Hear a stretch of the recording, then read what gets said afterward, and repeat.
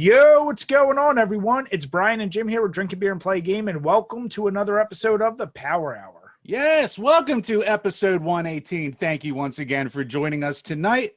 We had a good show for you, and of course, we do have a guest tonight. So you will know him from the Mr. Wright Way channel. You might also have seen his photo work around the world of professional wrestling. His name is Stephen Wright Jr., and he joins us tonight. Steve, how you doing, man? What's up, man? How you doing? Thank y'all for the invite. Man, it's hot, but I'm drinking coffee. That's what we do in the South. It's hot and you drink coffee. Is there at least a little liquor in that coffee? Yeah, whatever you call it stuff. I don't know. I've never been a fan of that. I tried that once when I was in the Navy, and that was gave me just bad diarrhea. And we started oh man, I would never do that again. But I was gonna drink a little bit, but I can't right now. So I can, but I can't. So no, all good, man. The question is, now you're in Texas, you're in that heat. Do you enjoy any beers throughout the summer? Or man, you know what? I have never been a beer drinker. Ever in my life. Never. Like I said, you will realize that I'm in the Navy, right? Well, I was in the Navy, right? And I would probably drink beer. But no, I had one sip of beer and it just was horrible. Everybody said you got this acquired taste, you got to like beer. No, I absolutely like the hard shit. Okay. I like Jack and Coke, tequila, Hennessy, I like a lot of dark liquors, like a lot of Irish whiskey, stuff like that. Okay. Nice. I like a nice Jameson on rocks, man. That's so delicious. It's so good. And they put a little lime in there, and it's and a little thing of Sprite. Ooh, man, that's some good drinking right there. Jim's favorite and a little staple here, at least, is always doing ginger and whiskey. So do some ginger ale, a little bit of whiskey. Yeah, that's always a good combo too. But yeah, then awesome. The whole bottle disappears, and then I don't remember anything. But it's neither here nor there. Not my fault. And it's making it hard to drink now because I kind of gave up sodas for a little while. Just to lose some weight and stuff. And because y'all know that COVID weight, boy. Lose weight. Come on now. We're all married here. We don't have to care anymore. Yeah. And being comfortable being married. So, yes. And gained a little 20 pounds. I'm like, oh, man, my large is now extra large. So, hold on. I don't have my abs no more. I said, But, me neither. But yeah, man, I just haven't found a beer that I was want to drink is beer because it's always, I guess, around winos and stuff just back in the day, and I saw it just smelled like piss to me. I just didn't like it. No, that's understandable. And it is, that is correct. Every time we talk to people who don't enjoy beer, the problem is you always get started with the cheap, shitty beer, and it's not good by any means. Anyone that thinks that stuff is good, Jim, it's just not. The reality is, I'm someone who likes the heavier percent alcohol, like the stouts, the darker beers that have more of a chocolate or coffee flavor. So it don't even taste like you're drinking beer. It's like drinking some delicious alcoholic brew. But that's not for everyone. So yeah, I get it. I'm down for trying something like that. And I just haven't found it. Cause I like alcohol. I'm almost kind of snooty with my alcohol. We know the feeling. It's I don't want that. I want this right here. And it gotta be right here. And it gotta be like my tequila. I can't drink hot tequila. I had to have my tequilas chilled. Cause I had to be frozen. And the new tequila by the Rock. I don't know if you ever tasted it. That Terramana tequila. No. Yeah, the Rock stuff. Yep. This is the best tequila in the world. I don't give it a headache with that. It's so smooth. I did my wife on that way, or I think it's on her channel, one or two. But it's so good. It's so good. You gotta try it. And I like it with orange juice or just straight sometimes. Dude, there's nothing worse than a warm tequila shot when you're not expecting it. It's funny too. I was like, ugh. Yep. I was trying to find the Bell's wine for my wife for her birthday one year, and that was only a 6-month thing. So I was like, shit, I gotta try and find this Rock stuff before it's all gone. Oh, it ain't going nowhere. At first, when it first came out, it was hard to find. Somebody actually not imported, but sent me 4 bottles. I was like, hey, thank you. And it was really, really, really good. Mm. And now it's starting to appear in Dallas and different places. Shoot, you know it's going to be everywhere when you can find something in the hood. I went to a hood, liquor store, and they had it. I was like, oh shit, okay. It's here to stay. It's like that. It's like McGregor's Proper 12 whiskey. That ain't going nowhere. It's all the same. I was in the hood too, man. I was like, what? Yep. It's now that's actually well, he just sold it for however many hundreds of million or billion, but that outsold Jameson for the first time in Irish whiskey history last year. So Wow. yeah, these celebrities, they're making their money on the liquor now. It got to be good stuff. Everybody trying to make their own liquor and stuff. Like who else brought us some tequila, but it was shitty? I don't know. It's like Rock brings something out. I know I'm a huge Rock mark, but I love the Rock. But everything he brings out is like calculating is good. Like that new Zoe, the tea or that tea, the energy drink he got. I'm not a big energy drinker, but I bet it's good. A lot of people say, "Oh, it's good. It's really good." Okay. Oh yeah, once he puts his name behind it, like dude, I mean, he became the most paid actor in Hollywood after a few years of making terrible movies, and now he's just a money machine. Yeah, even to be Right, you do not talk about the Scorpion King like that. that was a pretty good movie. Yo, he turned it around with Walking Tall, Jim. I'll have you know. Hey, Walking Tall was good too. Yeah, Walking Tall is good. Yeah. It was good. No, that yeah, but no, liquor is a funny thing because everyone is so different. But like what I found, and we had our one friend Michelle on from PD's Power Hour. Like she's a wine person, but she was like doing Irish whiskeys with us. I feel like if you're someone who likes alcohol in general, you can always find the right drink. And for you, if I would always say, if you like whiskey, then go down a path of like a whiskey barrel aged, bourbon barrel aged stout. So it has a little bit of that like whiskey flavor. It's really strong, and it doesn't have any of the like over carbonation of some of the light, shittier beers. Okay. I would definitely look into that. And I think that'll be good too, because like if you're not a beer fan, like I would say stay away from the IPAs because that is the real acquired taste. Like I like to joke that like they taste like a tree's asshole. So that's just it's not for the faint of heart. You have to want to try and get to like it. That's okay. That's an image I never gonna get out of my head. You're welcome. Thank you. I mean, beer's an acquired taste like being a huge N64 fan, right, Jim? You son of a bitch. So are you a huge 64 fan? Oh yeah. I'm the N64 defender of the group. Okay. That's what's up. Hey. No, They had good 10. They had like 10 good titles. That's all right. You got to go to Japan and get the weird stuff. That's where the good shit was. Yeah, no, seriously, you really do. But the problem with that Japan stuff, Jim, and the weird stuff is like it's just good because it's weird, and you just overpaid for it all. Not all of it. But no, speaking of beers, Jim, what you got in your hand there? Because I see 2 cans. Yeah, first up that I'm almost done is from the Almanac Brewing Company, the Libra Charm. It's a sour Indian pale ale with cherries, strawberries, nectarines, peaches, apricots, plums, and dry hopped with sultana, whatever that is. So damn, that's like every fruit you just named. Pretty much. Let's see here, 7.4% alcohol. So it is not taste boozy at all, and it just tastes like it's like surprisingly balanced for all the shit they just threw together in there. So nice and fruity. It's definitely a little bit on the lighter side for a sour, but it's still got that like haziness to it too. So it's pretty damn good. Nice. And then after that, I have the High Expectations Hazy India Pale Ale, which will be 6.7% from the something Belching Beaver Brewery. It's a hell of a name. Fuck that's from Belching Beaver. From the Carl Strauss Brewing Company. So I don't know, maybe it's an offshoot.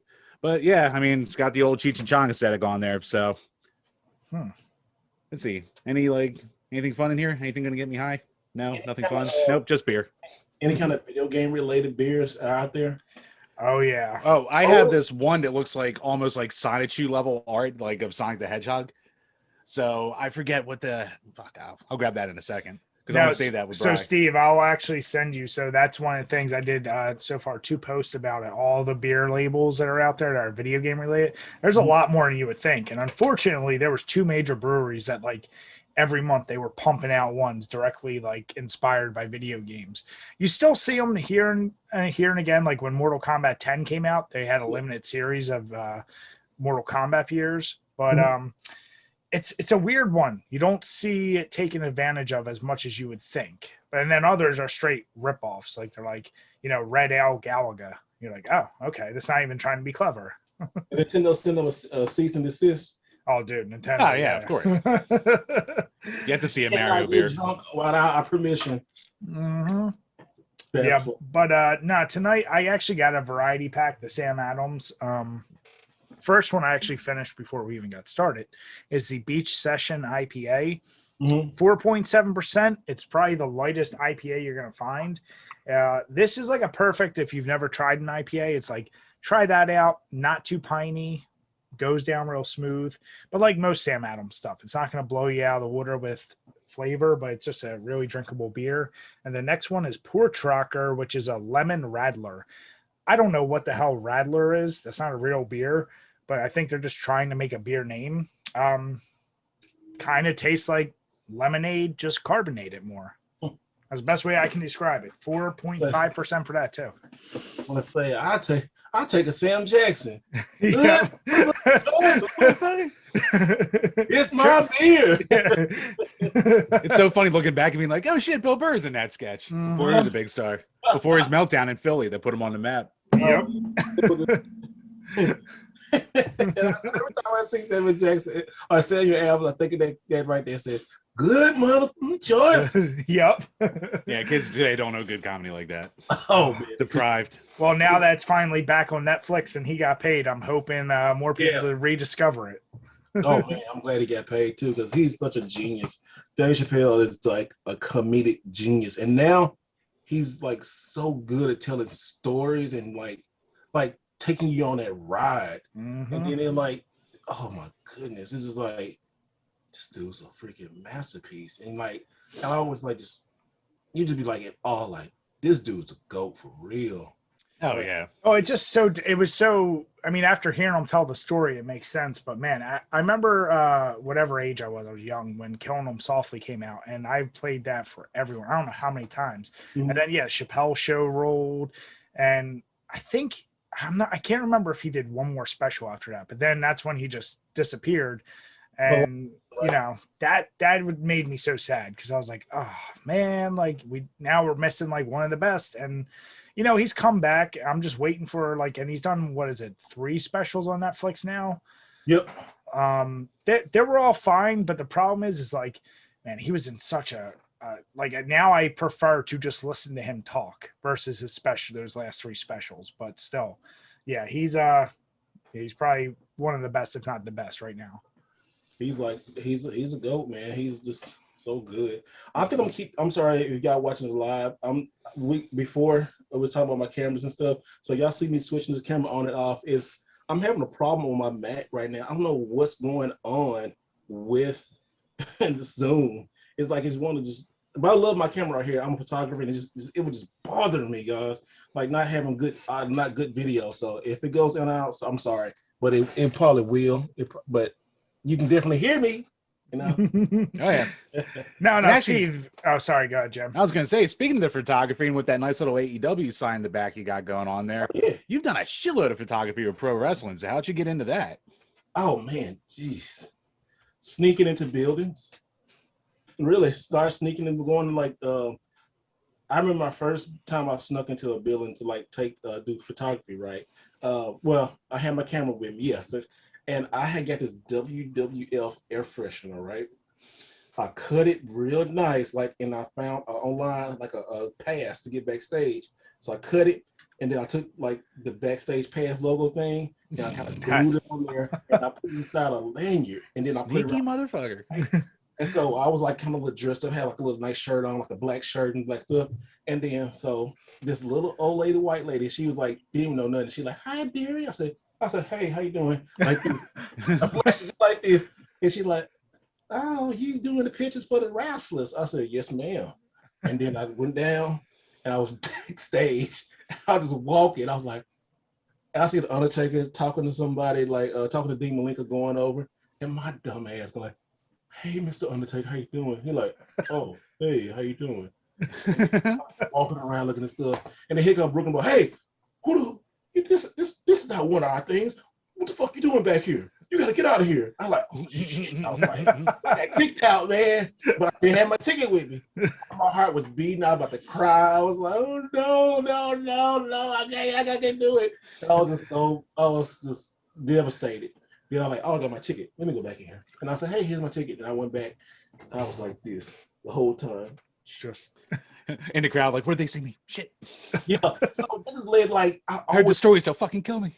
I know. But I always had my camera with me, man. I always loved photography. Like since I was small, I can remember my first camera was this Cheerios camera that I got sent away for. You get like it was like a yellow film Cheerios wind-up camera, right? It was something if you like, finish all of them and then you take the UPC code back in the day. Yeah, stack them together. UPC codes and cut them off. That's like, what is UPC code for people who do not know? It's like little barcodes. So say you cut the barcode off the game or off the box of cereal and you get like 3 or 4 or 5 of them, then you got to send shipping and handling. They weren't going to send it back. And then they seen this like little camera, and it was like 24. It was so beautiful, and that was my first camera. And just always loved photography. And then going back to the wrestling thing, being loving wrestling, I would go to some of these independent events, and since I was a wedding photographer, I'm taking my other stuff, and I would start taking pictures from the crowd, and then some of the wrestlers start contacting me like, hey man, can I buy this picture so I can like use it for a promo and all that kind of stuff, and start doing that. And then some of the promoters started inviting me, say, hey, can you come shoot this? And then it just led from there and was wild, man. It just like right place, right time. Like I said, if you have a skill set, your skill set will always find jobs for you or find a place for you. If you skilled in something like say photography, videography, just talking, that skill set will always have a place somewhere. You will have a place. Your gift will make room for you. So always remember that. What kind of natural gift you get, like I can pick up the camera and drop it and pick it up tomorrow, or 10 years from now, I'm still going to be able to be a good photographer because this is my God-given gift. I really never had to study it. I had to study more to get better, but actually listen, or actually not listen, but actually get really, really good to get better. But what I'm trying to say, like I already knew how to do photography. Just you had the eye for it. Stuff. Yeah. And now I use that into like my YouTube stuff now. Oh yeah. I mean, that's one of the things clearly, like you can tell you have level above. And I was mentioning before we got talking, I saw that was some of your earliest YouTube videos. And I guess it's good. You went from the super expensive hobby of photography to the super expensive hobby of game collecting. Always super expensive game hobby, collecting games and stuff. I remember getting out the Navy, right? And my first game it was Super Nintendo. It was in Chicago. We got out and around my birthday, and I had bought Warzone. I think it was a South Park game at that time. And what was that racing game? Unicycles or something like that. But the other game on the 64 was kind of like that. It was one of those racing games. Oh, the weird one. I know which one you're talking about. Shit.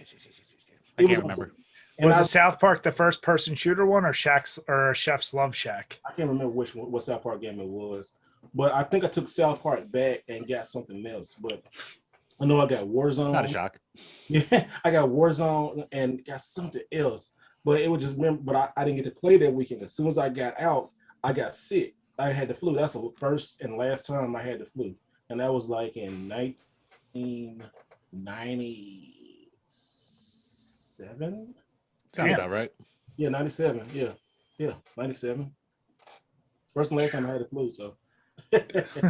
Oh man, we all remember how much we were like, oh my God, Warzone's a fucking game changer. Then you go back and you're like, oh my God, this age like terrible. Dude, Warzone, you were just like, oh my God, you get to hear them actually say things, and they had the little entrances, and you create a wrestler from the 20 templates or whatever. But the thing I remember that drove me crazy with that game that I couldn't wait to do, I was like, I could finally throw an opponent through the table. And you always tried to set it up and you'd miss it by a pixel. You're like, son of a bitch. And then their leg would hit it and the whole table would break. And you'd think that was the like optimal way to play a game ever. And then they always like this. They move like, Uh-huh. oh, no. And or they like, it was so robotic, but it was good though, you know.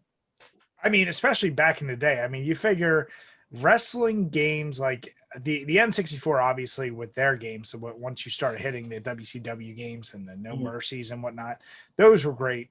But before that, like, dude, the Raw games, and Jim and I have talked about the Royal Rumbles, they were so just crazy button mashers that they would drive your thumbs crazy. So Warzone, yeah, was a nice like little change of pace, even though pulling off special moves. Oh my God, to get Shawn Michaels super kick, my God, did I like want to throw that controller through the wall. It was so annoying. Man, but Royal Rumble and Raw.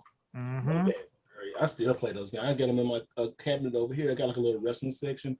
I'll probably show y'all later, but it's I love those. I love those by Acclaim. Those games are good. Rage in the Cage, that was good. All those type of games were a step above because like the Nintendo games were so brutal. Only good Nintendo wrestling game was Pro Wrestling. That's the top. And maybe WrestleMania because it was licensed. It was that first game that you want to get in. The ring will drop, and then you had everybody do. Yep. That game, yeah, no, those NES wrestling games were really rough. And the PlayStation is funny. Before I got Warzone, I actually had the WWF In Your House, which was obviously just the remake of WrestleMania Arcade. WrestleMania Arcade. So that was just straight, really a fighting game. Yeah. But yeah, Warzone was where it was like, oh, you can make simulation style. And then once SmackDown came out and SmackDown 2, I was like, oh, that's game over because those were crazy. Those are really good. A lot of people forget WCW versus the World. That's the best. I have that. Mm-hmm. Still got WC and one of the better ones that better than all of them. Not better than SmackDown, but it's on the same engine. Power Move Pro Wrestling, which is virtual pro wrestling. Yep, I have that. Yep. That was actually one of my Goodwill pickups because I know we were talking about Goodwill pickups. I saw that there for $2. I was like, yeah, I'll grab that. Man, that's one of the best underrated wrestling games because it's basically virtual pro wrestling, which that's the engine they use. That's the Aki engine that's for the 64 games. Yeah. No, it was. I'm a sucker. We talked a little bit, and that's what we want to get in with you is with the game collecting. Okay. We know we all love it, and we love to go out for that hunt. Do you find yourself almost like, whether it's a game you actually want or not, sometimes you're just like, if the price is right, I really don't care. I'm just grabbing it. Like if you've never really heard of it or know it, or do you like kind of have in your mind, like we know you're currently trying to get GameCube games, but or you might get some games that's like, hey, this is just a good price. I can sell this off later. But like the number of times I bought really stupid games like for the NES, I'm like, I know I'm not going to play this, but it's $3. So what the hell? Like, and I'm here and I found it, and it's just weird to find that in a Goodwill. Do you run into that a lot? Because you have a lot better hunting videos than me and Jim. Yeah, I run that a lot. Just like last day and stuff, I'm looking out even when I freeze. Like I was telling you guys before we got on air, I guess I share with your audience because it's going to be upcoming video. Somebody donated all of their PlayStation games like to Goodwill, right? And I have some of these, like Need for Speed Hot Pursuit. I love that game. A game like this right here. Why would I want to keep something like this? World's Scariest Police Chases, right? I have that. Keep something like that, but you son of a bitch. I got it at Goodwill. I found it at Goodwill. I fucking bought it. But okay, so I'm sure this is exclusive for your audience. I got one more of this. It's Ford Racing, but this stack right here was $10. I know, $10, and on top of that, my military discount. So like, you had like gems in here, like Ape Escape, right? Oh, dude! And a $10 bundle. And then like, but then you had like shitty games in here, like Frogger. Yeah, it's the greatest hits. But then you had like good stuff, like what, like Tekken 2. And so classic. The question is, yeah, I'll pick it up if it's a good price. And I can always like donate. I've been doing a thing like on my channel, like sometimes I give stuff away, and I'm not trying to like give stuff away just for people to subscribe. I generally like giving stuff away, and I really do. I like giving stuff away to people. Matter of fact, on your channel, I might just give this Frogger away to somebody on one of your channels. So we'll talk about that later. But yeah, I'll pick it up if it's a good price and give it to somebody or keep it or put it in a collection or something. Like this will be for like the greatest hits collection, but I already have it. So yeah, it'd be good. It just sometimes deals like deals would be too good not to pass up. You know, you're like, why would I not pass? Why would I leave that? You know. But sometimes one video I did, I was back in Arkansas, the Goodwill. I had passed up on what was that game? The Thing on great game for Xbox or PS2. Xbox, yeah. And it was $5. But it was other games there. You go back in the video and see like I had like Mario and all kind of other stuff. And I already had the Thing. Oh, I thought I had the Thing, so I was like, I should have got it. But I didn't want it. So things, yeah, I do miss games sometimes, but other times I don't, you know, just I don't try to pick up everything, but I do pick up everything sometimes, you know. Well, it's crazy because like when you're going through the bins and like the selection down where you live, I'm like, I haven't seen like groups of games like that in a thrift store or a Goodwill or anything in like 5 years. Like up here, everything is either eBay priced immediately or they go right on the online auction sites.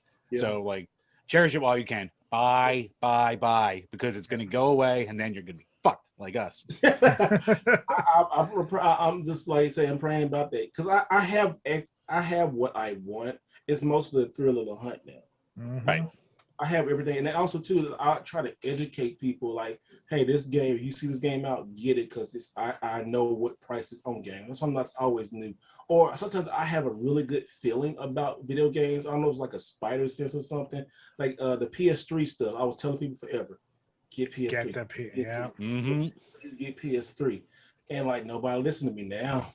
Look at PS3, man. Oh yeah. Especially with the little scare last year, or that wasn't even a year ago at this point. Couple months, yeah. Like it was feel like a year, don't it? It really does everything, because we were talking with your wife about Puppeteer and she just did that video and we were saying like Jim had that game and that game is so amazing, and obviously that was one of the ones the price just shot up through the roof, and it is an underrated game, but it's also like it only shot up because of the scare. Now, you know, maybe it went back down a little bit, but still, yeah, PS3 games are that generation, that and 360.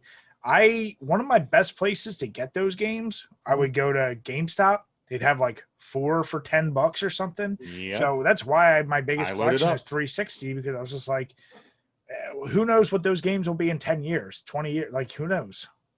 I did the same thing, man. 360 and PS3 loaded up. Like I'll tell you a good story about that. Puppeteer and the best of PlayStation Network, right? Remember how the best PlayStation Network? You got that, you son of a bitch. Because I didn't even know that existed. And then like when PlayStation had the boom, they're like, this shitty collection of games that no one wanted went from being $5 to 150. I was like, fuck, wish I knew. So I went, let me tell you a story about that. This is how you kind of can, like I say, work the system, but it's just learning the flip game, you know, like, yeah. Before I say something, I noticed in the 3 years I've been hardcore, or 4 years I've been hardcore collecting, a lot of collectors they throw their nose down of, well, you shouldn't flip or you shouldn't do that. Okay, if you listen to people like that, you're gonna end up a situation like the best PlayStation Network. Because like some people are like, why would you get this? And this is just one thing. Don't listen to what people say about collecting. Collect how you need to collect. Take something for somebody that you like on this and then do that and put it into your collecting habits. You know, because we all like, it's like art, it's subjective. Collect what you want to collect, play what you want to play. But going back to that is my store is a store close to me, and it was called Game Trade, and there's like 2 of them in the area, but one is like 10 minutes away from me. I remember they had like 4 copies of Puppeteer and like 5 copies of Best of PlayStation Network. And I already bought 2 copies of PlayStation Network. So I went back and got the other 3 copies. Right. And it was like, they were like $10. $10. And Puppeteer was 19. And all the Puppeteers were brand new, except for one. Oh, damn. Oh, wow. Yeah, so I still have like 3 copies of Puppeteer. I think 2 copies of Puppeteer left. And like 2 copies of Best of PlayStation Network. I took one of those Best of PlayStation Network and traded with a local reseller. And I had got, I traded him, but it was $200 worth at the time. So I did that and some like, I think like 3 or 4 or 5 Mario Karts, Mario bundle, and I got Go Hyperground. Oh, damn. Nice. For the game. Jesus. That's what it's all about. And it's funny with Puppeteer because like, that's crazy to hear they had like 5. Because when I was looking for my copy, like I was going to every GameStop in the area, and it wasn't expensive. Like it was only a $15 game at the time, but it just wasn't anywhere. So like I had to You got your eBay for the copy, right? 15. Yeah. You got your copy? Oh, I got my copy eventually. Good, Yeah. good. That's glad. Yeah, we did a review on it and all that stuff. So yeah, we got our money's worth out of it by far. But yeah, it's just like, damn, like all the ones you least expect. But for any console at this page, it's like, the exclusives, if they stay exclusive or they're not big hits, get them. Like, I'm sure that dumb Rambo game on the PS3 that's dog shit's probably starting to go up because it never got ported, lost the license, blah blah blah. Or that Godzilla game no one liked from early in the PS4. Like, that went up like crazy. Yeah. Or like Gravity Rush. I have it on the PSP over here, or the Vita. I don't even own a Vita, but I bought it for $15 because I saw it at a store. So I was like, all right, I'll get this. I hear people like it. I got it on the Vita too. Like, but GameStop did GameStop had got some new copies from somebody, and I already had one copy. Said, you know what, keep one to keep and one to trade one day. Yeah. Yep. No, I mean, and you're using it for that like I love the idea of using it to trade. Jim and I, like I said, we've talked about a lot about customer resellers or people who hoard just copies of games. Like the reselling thing, the only time I ever get mad is when it's a brand new console or something, and it's like they're buying up 10 at a time, or those bullshit bots online, like. Because then you're really taking away, and then they're turning around selling them for 4 times the price. Like you're taking it from a kid at that point, yeah. But no, collectors, it's funny. Jim and I have talked many times about it. There's some goofy collecting habits of like people collecting the same exact copy of one game and just wanting that. And I always go, why? Like, it's not for retrade. It's like, and not even for like Jim is doing something I can appreciate, but like he's doing River Raid on a whole bunch of every system basically. So that makes sense. But the thing Jim and we've been over it many times, so I won't harp on it too much, was somebody bought like 100 copies of Super Mario and Duck Hunt just so he could have a whole shelf of just that because he liked the way it looked. I'm like, that's okay. But thank you. The problem with me is it's obviously one of the most, I'll even say it's the most common game out there. Yeah. Potentially. I'm like, but at the other end, it's literally a bullshit just aesthetic, and it's just sitting there. It's like being stupid for stupid's sake. I'm like, why? Right, I love it. But you know what? Like that's me. Stupid. Yeah, that's you. And but when I hear somebody go back, I always hear that little meme where they push their lips like shh, let people enjoy stuff. Yeah. But, I used to be like that, and I'm like, you know what? Just let people enjoy it. I do find that sometimes some things are weird, yes, but if it's not hurting anybody. Now, only time it's hurting somebody, it's like you said, like the bots and all that kind of stuff. Don't do that. I understand if you get 2 systems or 3, you gonna use this. I totally understand that. Buy one to sell to pay for your other one. Yeah, I totally understand that. I totally get it, and that's it's always a slippery slope in the resale thing and stuff. It's a fine line. It's almost a balancing act with collectors and stuff because to fund your hobby like I'm doing now, it's like games are expensive. Really retro gaming is a hobby, but it's an expensive hobby. And you have to have ways to fund that hobby. We all like good, cheap deals. And if I can inspire somebody, if I can help somebody get something at a cheap price or help them buy a whole bunch of other stuff and then get that one thing, that's good, like the Walmart deal thing. I was surprised how many people it helped. That Walmart video helped people. That 3-cent game deal, it helped out so many people. I was like, wow, that was one of my most popular videos. It was so popular, Walmart tweeted me about it. I was like, damn, that's awesome. It was just finding those 3-cent games. But this is one thing people do not tell you or do not really talk about: the wear and tear in your car, the gas, going to stop places, being hungry, or and these are all just your time. Yeah. Huh? Yeah, it's just like just your time that you could just spend like relaxing and shit. Yeah. And I'm very blessed to have time because I'm retired from the military. So I do have that time to set aside in my schedule to go game hunt almost every other day. But a lot of people don't have that. And when you do have that time, it's hard, man. Like you got to like deal with traffic. Then, you got to worry about, should I eat first? And if I don't get here, something may be gone. I've been like that. I stopped at McDonald's one time, and this morning I stopped to get something to eat at McDonald's, and I went and go to Goodwill, and it was a box of NES games. And I got there, it said all the good ones are gone. It was an NES over there, and shit like Zelda and Mario. I'm like, but I wasn't too mad because I don't collect NES. So I'm collecting NES just to like trade with somebody, or I'm going out of town soon, and I will give it to one of my friends at a game store, and he will like trade me maybe GameCube games, something like that. So because he had like a lot of Marios and Turtles and different stuff like that, and they were just NES games that I don't play. I mean, I'm over NES. I'm over Super Nintendo. I have so many copies of it. I got the whole library in every place, so it don't matter with me. Yeah. So I'm just always trying to find that deal, try to buy cheap and then sell for a lot. It's a lot of games out there like Mario Kart. You'll find Mario Kart and freaking Wii Sports everywhere.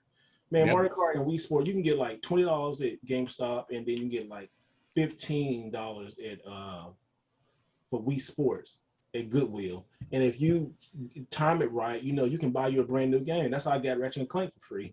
It's going to become an upcoming video, but I saved up the little $2-3 trays from Goodwills and stuff, like Call of Duties and stuff like that. Traded it in, got a high price, and boom, got Ratchet and Clank for free. Yeah. Well, not for free, but for like $10. And I think the key here is what you're describing is you're someone who's doing that as a means to keep paying into the market. Like you keep on buying games with it. It's not like you're just like, you see some people, and Jim and I have experienced it both at flea markets and at stores. Like they clearly are just going places, buying games cheap, and it's a business for them. Strictly not like it's still in the gaming community. You're trading with folks. You're trying to figure out ways to get new games that feed your thing. Like, and at the end of the day, somebody else is getting it. And yeah, it's the resellers that like buy in bulk, and they don't give two shits about gamers. They're just there to make a buck, and that's it, And I guess I'm in the middle of both of those. Like, I'm a collector, but also too, I will sell something to get something I want. So I guess it's kind of weird mashup, but I understand. Like I hate those too. Like I had kicked out, this guy was a reseller I knew. And then these NECA Teenage Mutant Ninja Turtles, the NECA Turtles, the cartoon ones from Target, this had like all of them off the shelf and like on the ground. Then he was on his phone like this.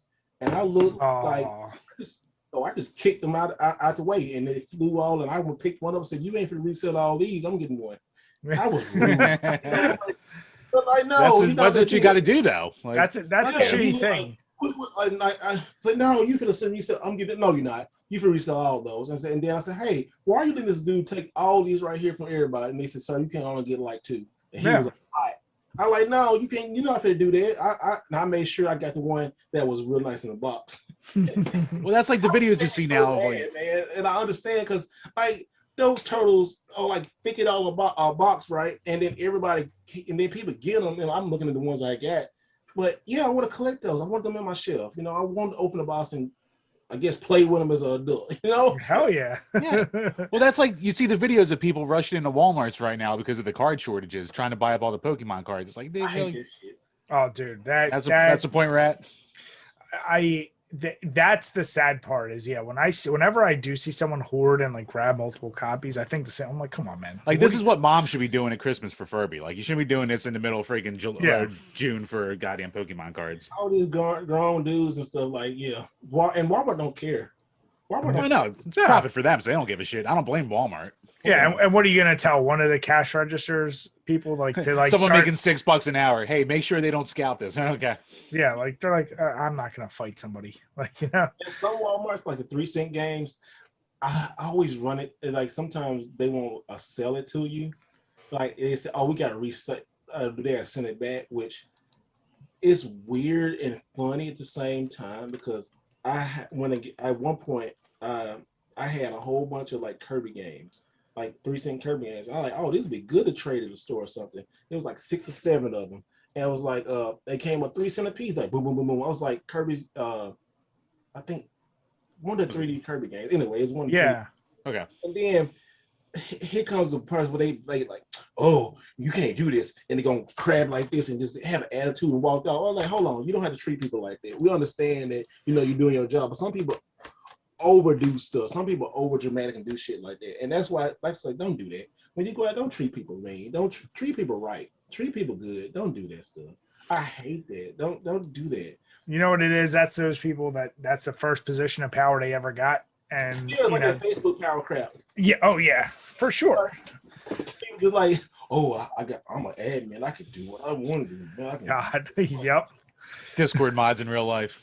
Oh my goodness, yeah. And then you see them in person, they ain't gonna do nothing. They wouldn't, like I said, they wouldn't squash a grape in a fruit fight, you know? Yeah. That's They wouldn't. They would. They just said they just like quiet as a church mouse.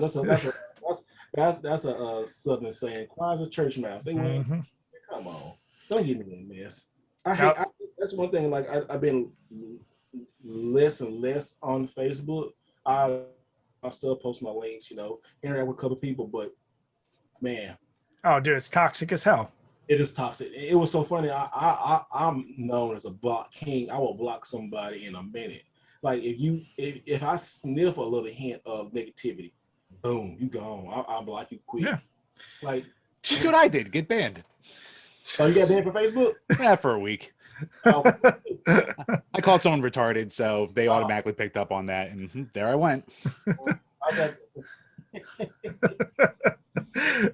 No, but Jim also lives in, like, especially because since he's our Twitter guy, he lives and bathes in the negativity. Like, I see some shit and I'm like, dude, what is like this bullshit drama? Like that drama, the toxic shit on Facebook, on Twitter. I can't even begin to like get in that, because I told Jim, I said, from the time I was a kid, my problem is I don't have that mentality of someone just able to just freely talk shit so much. Like, you can tell these people grew up and they never had consequences for how they spoke to people. And that is reflected so easy. I'm like, dude, if I said any of these things to anyone, like I'd be punched. There'd be more than just words all the time. And none of these people know that. And now they're like thinking they're bulletproof and can say whatever they want over Twitter. And I'm like, I'm learning, but I learn more and more now to like deal with that. And it's I don't want to ever sound cocky or nothing like that, but it's the higher you go and the more you put yourself out there, and I guess I'm a public figure, whatever, but the more you put yourself publicly out there, you have that room of people saying stuff, but also too, it's how you react to it. And you be looking like, okay, you don't have to respond to that. Right. You don't. You can either like ban them, block them, hide them, or just move on. And most time, after like 30 minutes or so, it move on, it's done. But if they keep going back, then you have to do something. But I really don't like giving people that attention no more. Like, you don't deserve my attention. You could tell when somebody's trying to get your attention. Oh yeah. You can tell when somebody's jealous or something like that. And there's a lot of jealousy over like plastic games and stuff like that. I would say, why are grown men so jealous over plastic? This is plastic. This shit right here will go outlive us. It's gonna be here when we're gone. Enjoy it while you're here, but don't try to like kill someone else's vibe because they found something. Even if they say this was Rule of Rose and I found it for $2, which I was lying or something. Who cares? You can say that, but let people enjoy it. Let people enjoy the hobby of the hobby of collecting. Let people be excited about their finds and stuff. Let people enjoy. That's what games are. Games are meant to have fun. Don't matter how you want to do it. Even though I know a lot of people hate the seal collectors and the grading. Hey, that's another story. But if people like it, let them like that. We know people like we like to flex. A lot of people like collectors love to flex. Don't get me wrong. Oh yeah. Flexing in some days and stuff, but you just got it comes with territory. It's going to be people going to be jealous. There's people who are going to congratulate you.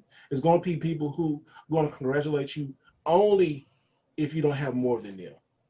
Yep. It's a weird thing, but you got to worry about how you respond to it. In the past, I never responded that good, but now I'm learning more and more.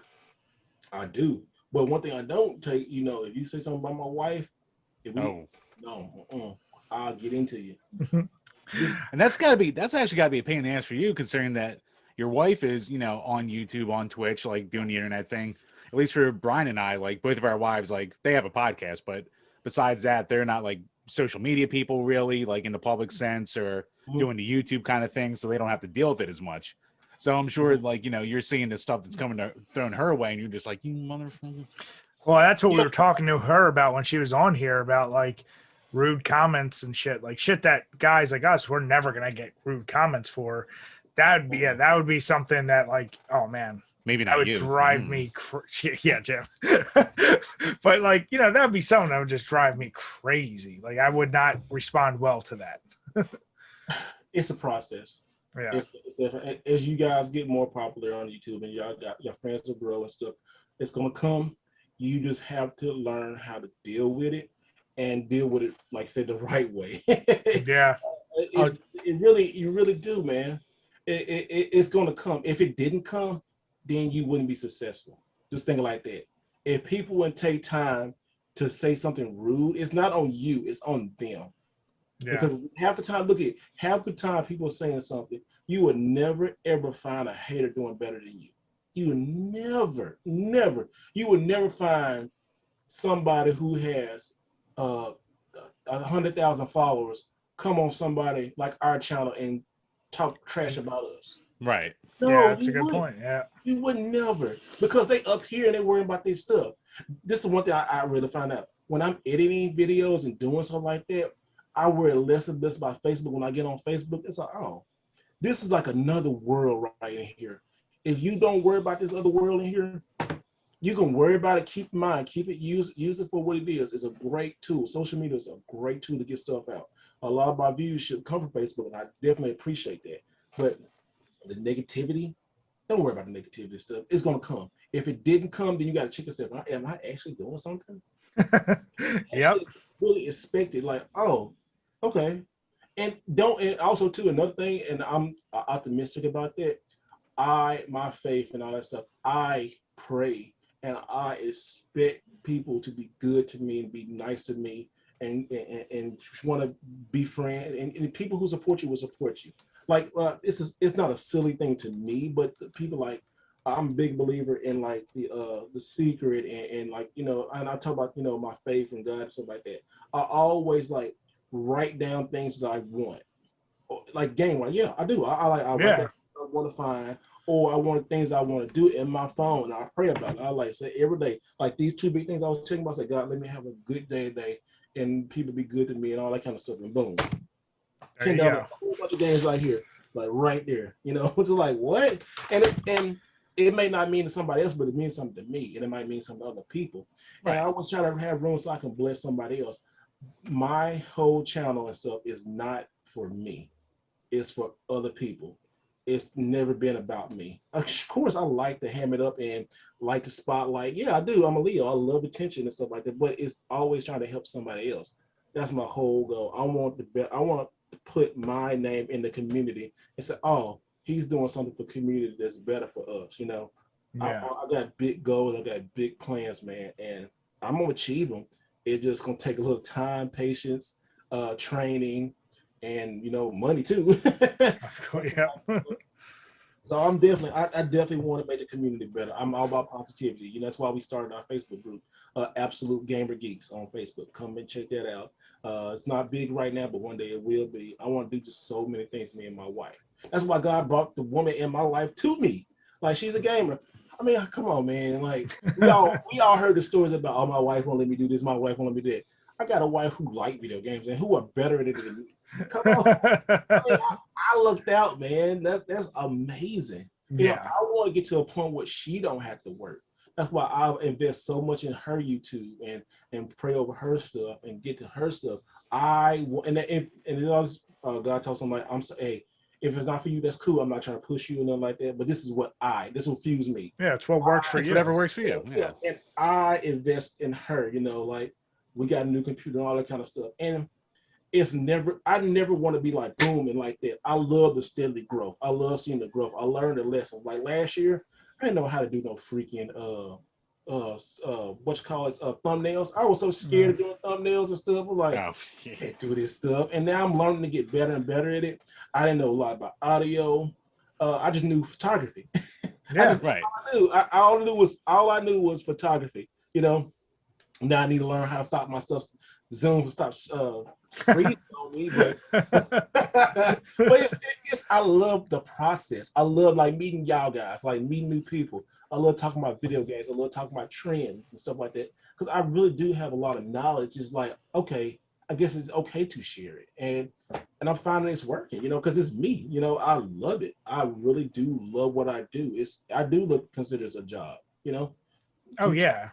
Yeah, I mean that's what we've said. I mean, at this point now, like we obviously we love getting together, being able to play games. Obviously, last year put a hamper on that, but it's also now we're at that point we do like talking with other people who are in it, who hit it from different sides. Like you, obviously, you're hitting it from a different collecting side that we haven't really heard before, and it's all really good point. Like that's what we enjoy too, just the social interaction. Of course, we do with some alcohol in our system, but it's also like it's like a hangout because obviously, yeah, when's the next time you're going to be in Philly or we're going to be in Texas? So until then, we get to talk to you this way, I'm so glad you said that too, because it's like we was talking before, those connections. Like people like, how do you find all that stuff? I said, I just be nice to folks, man. I just make connections and stuff. But also too, just because I'm saved and God feel like that, I will get in your ass if you disrespect me. I'm not the one to be disrespected. Do not disrespect me. Maybe Steve comes out. Oh no, the old Steve will come out. Yeah, you're right. The old Steve come out. Old rude, mean Steve will come out. A lot of people have met that person and they didn't like. Oh, he'll say, I don't care, because you do not have the right to talk to me any kind of way online or in person. I'm not gonna fight you, but I'm definitely going to let you know that you crossed the wrong person. Don't talk to me. I'm a human being. You talk to me like you got some goddamn sense. Like, just do not disrespect me. That's all it is. I will respect but I respect everybody. I love everybody. But you disrespect me, and I know, and people, and look, I'm old enough to know. When somebody is doing something slick and they're saying something sideways to you or left-handed compliments. Oh, I hate that shit. You know it. And when they doing it, I'm not gonna let you slide like that. Other people might let you slide, and then you get mad because I call you out on your BS. No, we don't play that around. I don't play that. And like I said, if you don't want to be hanging out with me, my friend, I got some other people coming, right, going to be lined up, want to do that stuff. Don't worry about it. I don't need you. I don't need that type of negativity in my life. I got so much good positivity in my life. I got so much blessings. I got so much other things where I'm gonna go. I ain't worried about your little stuff. Yeah, that used to bother me. I used to worry about like 5 or 6 people. Like, oh, what they think? No, not no more. No, not no more. After what God showed me where I'm to go and how I'm actually helping people. No, and it's not a negativity. It's not a cockiness. It's just knowing your worth, and it's knowing like you can provide something with somebody. Facebook is so different. It's always the like 10% on Facebook. Don't worry about that no more. They don't matter. They matter, but the negativity people do not matter. They don't. Yeah. No, I 100% agree. Even like people try to make these little stupid videos about folks. I remember some. Like, I ain't worried about that. If you need me to boost your numbers, go right ahead. Go do it. Because I'm not. I mean, don't. I usually like, oh, that used to bother me. No, don't. No more. Well, I'm gonna say it will. You're human. It will say something to you. It will bother you a little bit, but in the end, it really don't. It really don't. And I've had that mindset change after my dad passed last year. My I'm dad. Sorry to hear that, bud. Oh no, it's cool. But I always like use it as a good excuse to like listen to people, tell people this. Like my dad preached on the December 31st, and then on January 1st he had died. I mean, you can be out of here that quick, and wow. It was just like, boom, and he passed, and like, and me and my sister was cleaning out his house and stuff. Like, look at all the stuff he used to collect and those kind of things, Like, you only here for a little while, have fun. So, yes, you're not gonna agree with everybody, and people are gonna, get into and all that kind of stuff. But to deliberately go out your way to be rude and mean somebody is really low and really childish. Don't do that. Don't be like that person. Don't be that. Don't be that. Because we all fall short. We all just human. We're gonna have our bad days. And then as long as you come back and apologize and like make up with somebody, and nowadays you just don't apologize. Like, be genuine. Like, hey man, I'm sorry, I did this. is there a way I can make you feel better doing this? And listen to that person, do that. Yeah, no, I mean, In case somebody needed it. I think somebody needed to hear that. no, I mean those are all great points, and it's not said enough. And I've said to Jim, like it amazes me the amount of channels out there. Like obviously from TV era, there's always been like drama shit. But the amount of drama channels on YouTube, and then you break it down to like drama channels about like, I'll call them C-list YouTube people. I'm like, what level of pettiness are you trying to get in somebody else's shit? And then like you trying to like, you're ragging on them, you're talking like, I'm like, what do you do with your time? Your whole time is investing in other people's personal shit or even like online shit, and you're just talking shit. I don't know. All that just, that's a level of pettiness, negativity that I can never, ever understand or appreciate. Or like, I don't know how people get behind that. It's like, to me, that's the lowest level of entertainment. And unfortunately, it gets a lot of popularity, but it's one of those I'll never get. But yeah, like you said, when you meet people, be respectful, be nice. We've said, it's funny. You'll never see someone who's higher above you talking shit to somebody below you online. But in person, they got a little bit of an attitude. Like, dude, you got 100,000 subscribers on YouTube. You're not a goddamn celebrity. Like, relax. Like, don't think you're better than people in person either. Like, there is that mentality. I think sometimes that washes over folks. Yeah, and I can see why, because it's so intoxicating. Because you have so many people paying you attention, and now we're in like the era of validation, and social media is the era of validation, no matter what you want, for men and for women. Oh, it's an endorphin rush. You get that like that one extra like, and you're like, oh motherfucker! Yeah, and don't get me wrong, I got caught up in that so too, and I'm like, hold on. I remember when I broke that. I broke that when I sold my Sega Saturn collection, because I got the whole Sega Saturn US collection in like 80 days, I think, something like that. Damn, holy shit! I mean, Jesus no, not 80. I'm sorry, 8 months. I'm sorry, not 80. 8 months, not 80 days. Still, that's 8 months, yeah. And I worked hard to get it, and it was like unbelievable. I don't know if anybody ever collected that, but I made sure I documented it. And then somebody, one of my friends, who you know, are pretty well known if I told you who it was, but they said, man, you think about selling that? I said, yeah, I can see. And then they offered me some cash. I'm like, oh yeah. And I put it on, I was selling it. The Sega, the fans of Sega Saturn online on Facebook lost their shit, because you're supposed to like keep this stuff. And I just didn't subscribe to that. I didn't like, well, it's mine, I got it. Yeah, some people gave me some deals, but I gave you money and this stuff. It's like, why are you that invested in what I sell for me and my family? yeah. I don't get that. And I was like, that's the most, like, the people who did that, it was like most, I say it's a beta male attitude. And I really don't try to disrespect people, but when you do something like that, it just shows your level of maturity, you know? And back then, I didn't handle it well. I was so mad. I was going back and forth, fussing with people online. Like, I look back now, why was I doing that? Like, no. It's like, easy. It's easy to get sucked in, man. And then like I go back to my dad passing, like, who gives a heck what I do? Why should I care about what other people think? As long as I'm not disrespecting nobody, and as long as I'm not disrespecting anyone else, and it's good for me and my house and my family, I'm gonna do it. You know, I'm going to do it. If I'm not trying to like, and I also don't do so like, if I'm not backdooring another collector, and I'm like, don't do that stuff. Just be respectful. Be respectful. Build connections. Have fun. Treat others with respect. Yes, the hate is going to come. It's going to come. It's going to come.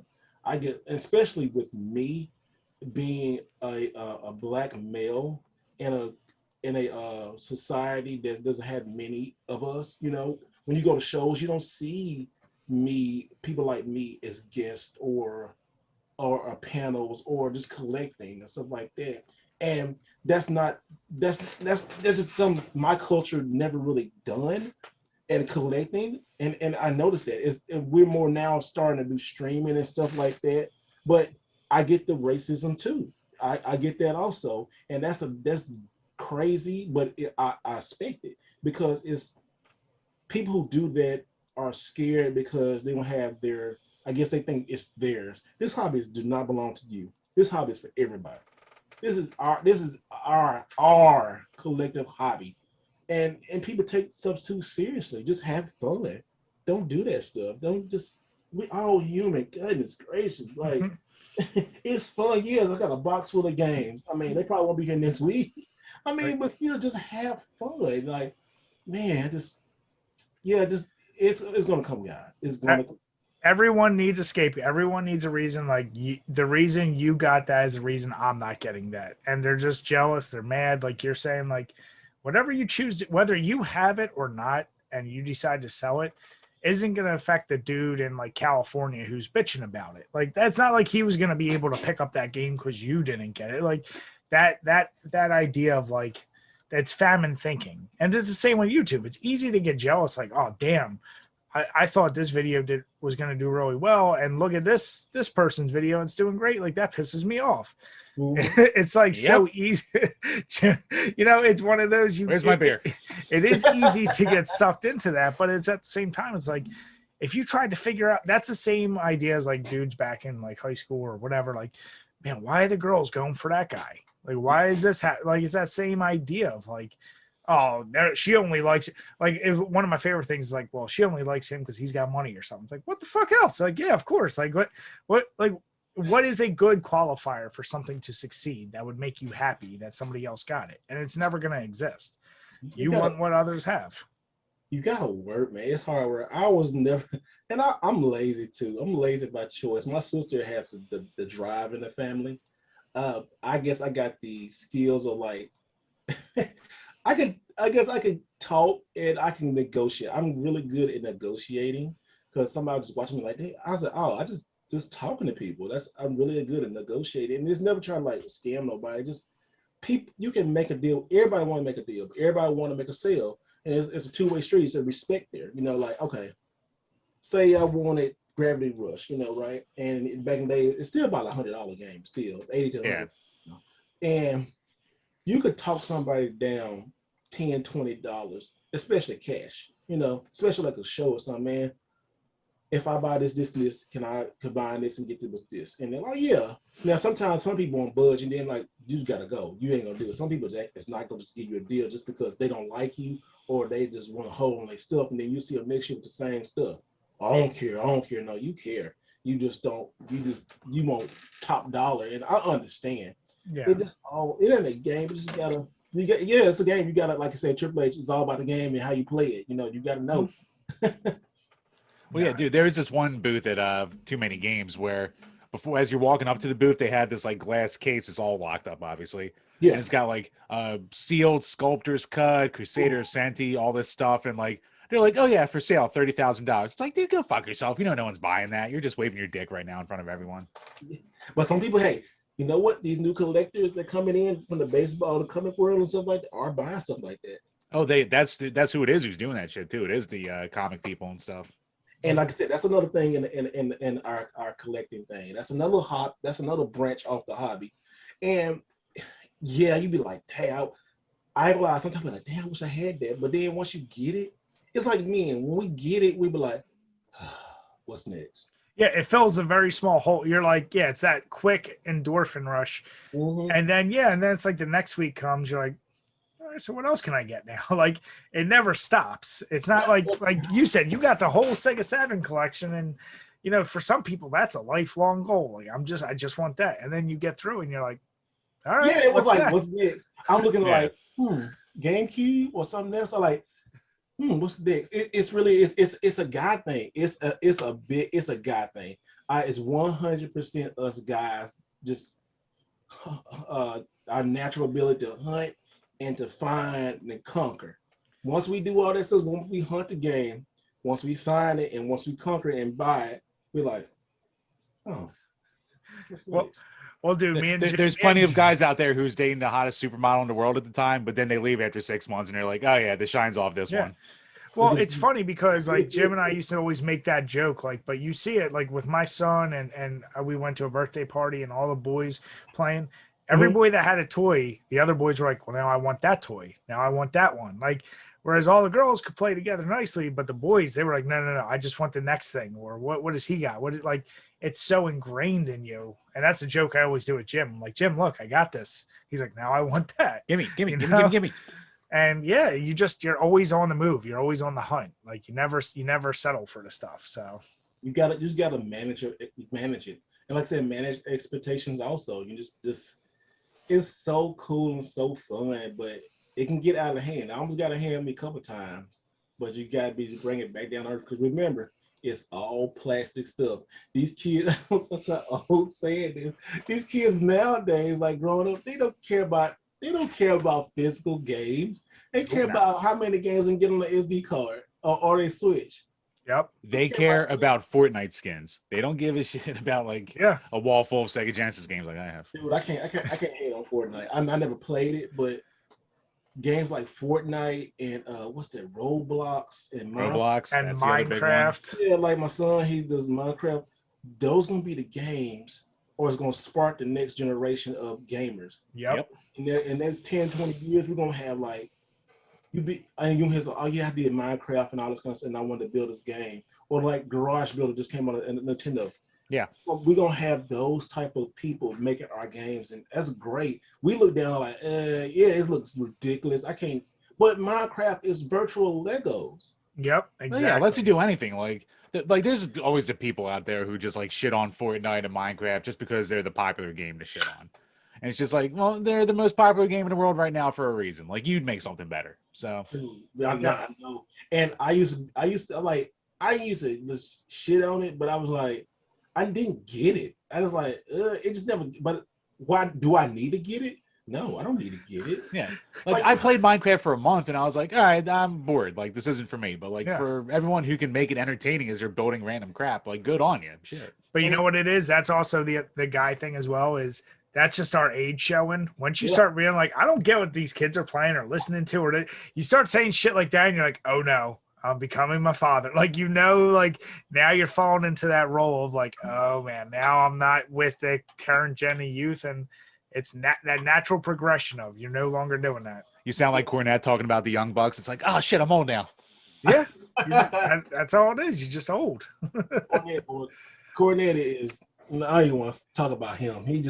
I've been him before, but he just, dude is, I don't know. He's a crazy ass old man now. Yeah, he's something else. It's wild with him. He always, but do you see that thing with that time he was talking that shit and Santino caught him and he didn't say nothing because what do you call it? Because he would always talk shit on the podcast, but then they were together at the convention and Santino went up to him and like he backed down. Yeah, he backed down big time, didn't he? Yeah. Oh, and he was like, you don't call the police on it? And Santino's like, yep. And that's why Cornette was so good, though. I mean, he was his gimmick, exaggerated, but he was always a little shithead. Yeah, and he's like that person. Like I saw a meme somebody put like when you meet a person talking shit to you on Facebook in person, and then they called and they had Jim Cornette, they had Santino. That's fucking funny. Santino waited 15 years after he got slapped in NXT, or no, it's fucking FCW, Florida Championship back then. FCW. I'm sorry. I didn't respect the boogeyman. Oh shit. Santino's a bad boy. That boy is ruthless, man. He might play like stupid, but no, that dude can kill you. Oh, dude, yeah, I'm sure. Or like fucking R-Truth. He's in better shape at 50 than I've ever been in my friggin' entire life. Jim, you can use it. You can use any other wrestler. You don't have to go right to R-Truth. He is a treasure. You could have said Barry Horowitz is in better shape than you ever been. Come on.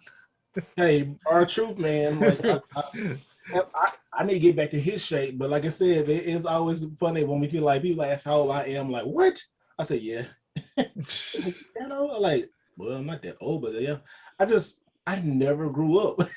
And it's like that mindset of like, once you're the adult, now you have to give up stuff. I said our generation is that fun one where we are going to be the old folks that are still like as assuming we can use our hands, we're going to be playing games. Like, and our grandparents, they didn't do it. They might have like messed around, but they didn't grow up with it. Like, that's going to be the difference, and that'll be passed on into the future as well. Well, they only got to play with polio, so it was a little different for them too.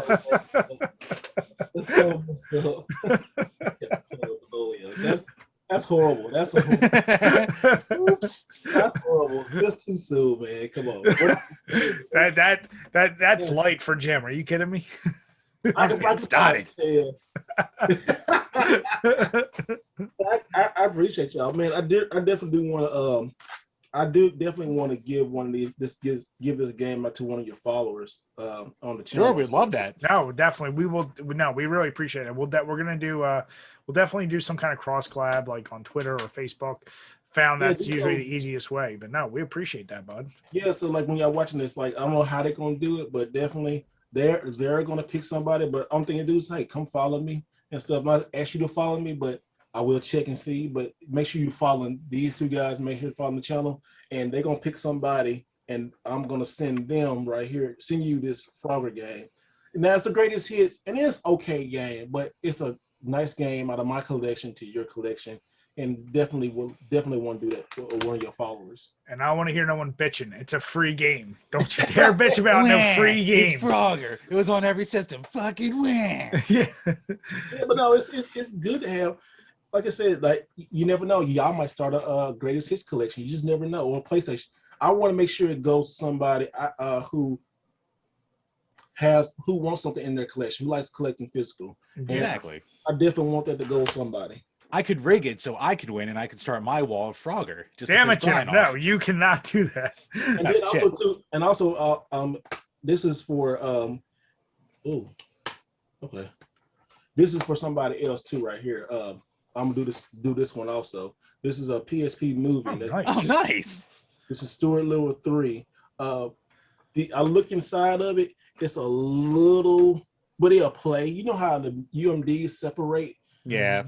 Sometimes, but it still will play. So if you could choose somebody who has kids or who are children who's getting the PSP in a movie or something like that, or even an adult who likes PSP movies, this definitely be so. There you go. So you pick them out, y'all let me know, and I definitely will send this to you guys. You know what? What do you call it? I'll set up the thing on Twitter tomorrow. I'll send you a DM with what I have set up. It'll be standard old goddamn thing of follow us, follow them, retweet, blah blah blah. There you go. 2 winners. Two winners. So I am giving away Stuart Little 3 and Frogger. So that is 2 amazing things. And actually, this movie is actually good. Yeah, especially, but you can tell that's coming from someone who got kids. You always, now all of a sudden it's funny, kids movies. Jim and I, that's what we're talking like, yo, this movie isn't as bad as you think. No, it's not. Like, we like watching the Muppets and stuff, which Muppets is still like it's classic. Yeah, it's classic. Even the new Muppet Babies, like my daughter will be on like a binge of like watching Bluey and stuff like that. I'll be like, can we just please put on Muppet Babies? Like, and I've grown to like Bluey when she moved on to Peppa Pig. I'm like, can we just please go back to Bluey for the love of God? I can't give the new Muppet Babies, man. I just haven't just broke down and watch it because I like the old Muppet Babies, man. Just like, you know, it was just something like what was the Gummy Bears? A lot of people didn't like Gummy Bears, but Gummy Bears but the Gummy Bears bouncing. You know, I love it. Like I love that like cartoon. Like me and my wife, I found going to Goodwill the other day, like 2 weeks ago, a whole bunch of Disney VHS. They had Darkwing. They had Darkwing Duck, dinosaurs, Chip and Dale, and another one, and Rescue Rangers. Yeah, okay. And it was like, man, it was like a thing of VHS stuff. I was like, I said, let me buy it, and it was like 25 cents for each of them. It was like I didn't pay more than like $5 for like a tote of VHS, but it was like serious, you can tell. And like dinosaur, we looked at like, okay, then with stuff like that, because she's more the VHS collector. Yeah, so nice. What you want first? And I let her pick, and then I pick. We just do like one pick. I said, I want this one. I said, okay, I want this one, and then we just put it in our both collection. That's crazy too. Like we have like totally different YouTube channels and 2 totally different collectings, but we never jealous or like I want this, I want that, you know. I like that. I really do like that because you know how us guys we can be territorial about our stuff. Oh, But like, we're like, this is my game. Mhm. But she Oh like, yeah. It's like, when's the last time you played that? Shut up, it's mine. I know. She played more of the stuff with me. Like she's more of an Xbox person, and because of Game Pass, and now she's playing like Resident Evil and other stuff like that. Yeah. I'm over PlayStation. I mean, we both love all brands, but I prefer PlayStation. She prefer Xbox. I don't care. Like we don't care. You know, like we both got our own Switches and stuff, and we got. It's good. It's really good to have a partner like that who likes different things. And gotta make sure you guys never get into a big fight. You come in and mess with your collection. She would do that. She would do that. He's been laying up at night now. She wouldn't do that. She wouldn't do that. She definitely wouldn't do that. She's the type of person and stuff because she respects our stuff. It just like the computer in there. I got a profile, but I can't use it. I don't like Windows that much. I prefer my Mac. But I bet her Zoom don't freeze like mine, so I gotta figure that out. It just kept freezing the whole time. Y'all probably watching the video. It kept freezing. I'm like, oh, wait. It's actually not been bad. There's been a couple of times where it derp out, but for the most part, it's been solid. And don't worry, with us and our audience, who we love very much, that we definitely we've had our technical issues. Well, vitamin. It's pretty cool. I see all that horror collection you got down there. Oh yeah, it's funny, horror collection. When you were talking about all the great stuff you found, I texted Jim last week. I went to a flea market me and him go to. And since I'm only trying to get a horror game collection, like I have a much smaller, I would call it, well, half of it's missing because I just did a video. But you know, now I'm just strictly focused on horror games for any system. Like that's my go-to, and I'm trying to get a complete collection from every system, all the horror games. I went to this flea market, and there's one good table with video games, and right away I saw a Dreamcast game called Carriers, which I never played, but I saw it was $15.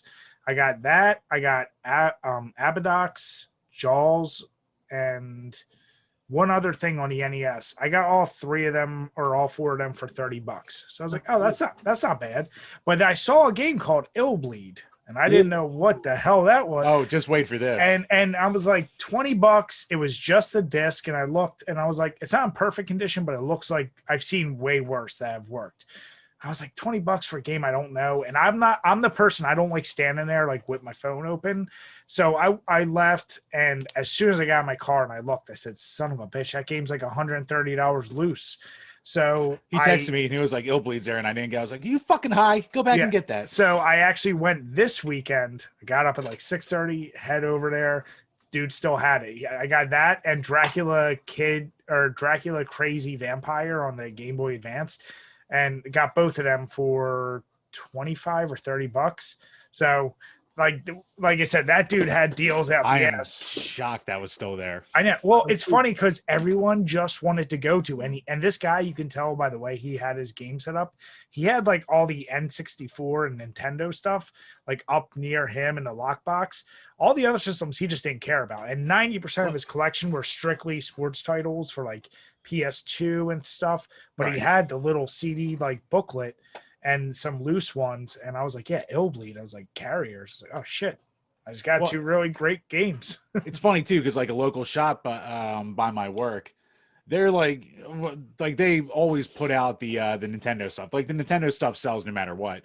Like I'm looking through the Sega stuff, and like they don't. He's like, oh man, we never update those prices. No one buys Sega anyway. I'm like, well shit, well this is gonna work out for me. So me being the Sega guy, it's like you can go through stuff, and that's where you can find a deal. Like if you want to find deals easy, don't go for Nintendo. Go for everything else.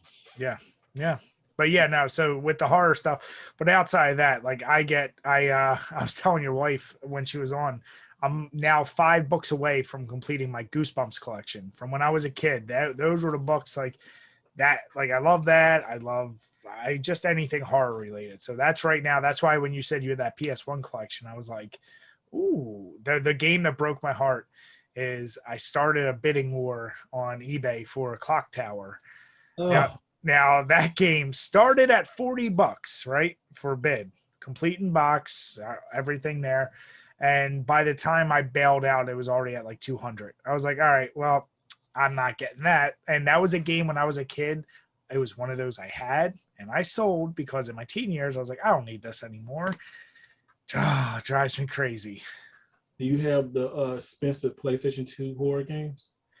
No. So my collection for PS2, that was another one. I got rid of a good amount of it, but I'm kind of like right now, 4 games away from completing my NES collection. Complete the NES collection? For just horror games. Oh, okay. Yeah, so like I oddly enough, they're also pretty easy. The most rarest one I don't have is probably Nightmare on Elm Street. Oh no, Bri. The rarest one you don't have is Samurai Zombie. What the fuck's that one called? The shooter where it's a Samurai Zombie Nation.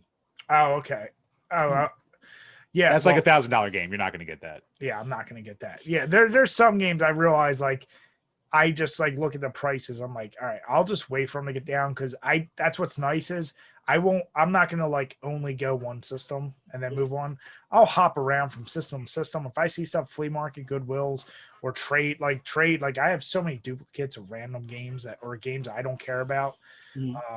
That I'm like, yeah, I'll sell off other stuff to pay for this collection I want now. Yeah, gotta do the hustle like Steve does. Yep, exactly. Yeah, that's what I'm doing. Like stuff like these games in here, like what I was showing you guys and stuff.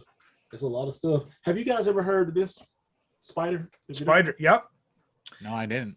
I certainly did. Yep, that was a game that I saw on every cover of my gaming magazines as a kid. Always wanted, and I think I ran it one time. I absolutely sucked at it, but that will be one I need to get on my collection. It is such a fudged up story. So basically, this unit's chemical plant, right, and like people get killed and all this kind of stuff, right. Well, long story short, this spider survives, and it's like you got to go around and you get these. He gets like guns, right? Like, yeah, does he? Guns, like you can get like guns and knives and different stuff. It's crazy, but it's a good puzzle action platforming game. It still kind of hold up today. But it's good. I always talk about it's one of these kind of a hidden gem. Spiders is definitely really, really good. People find out more about it. It's a good game. Like what else is up here that's hidden or that's really good? Oh, your game that you said that you didn't like, Sub-Zero Mythology. Yeah, we're gonna be doing a review of that, and Jim just beat that. I like it, man. I like it. It's better on the 64 though. Is it really? Even without the full motion, because like the only thing I liked was the full motion cutscenes.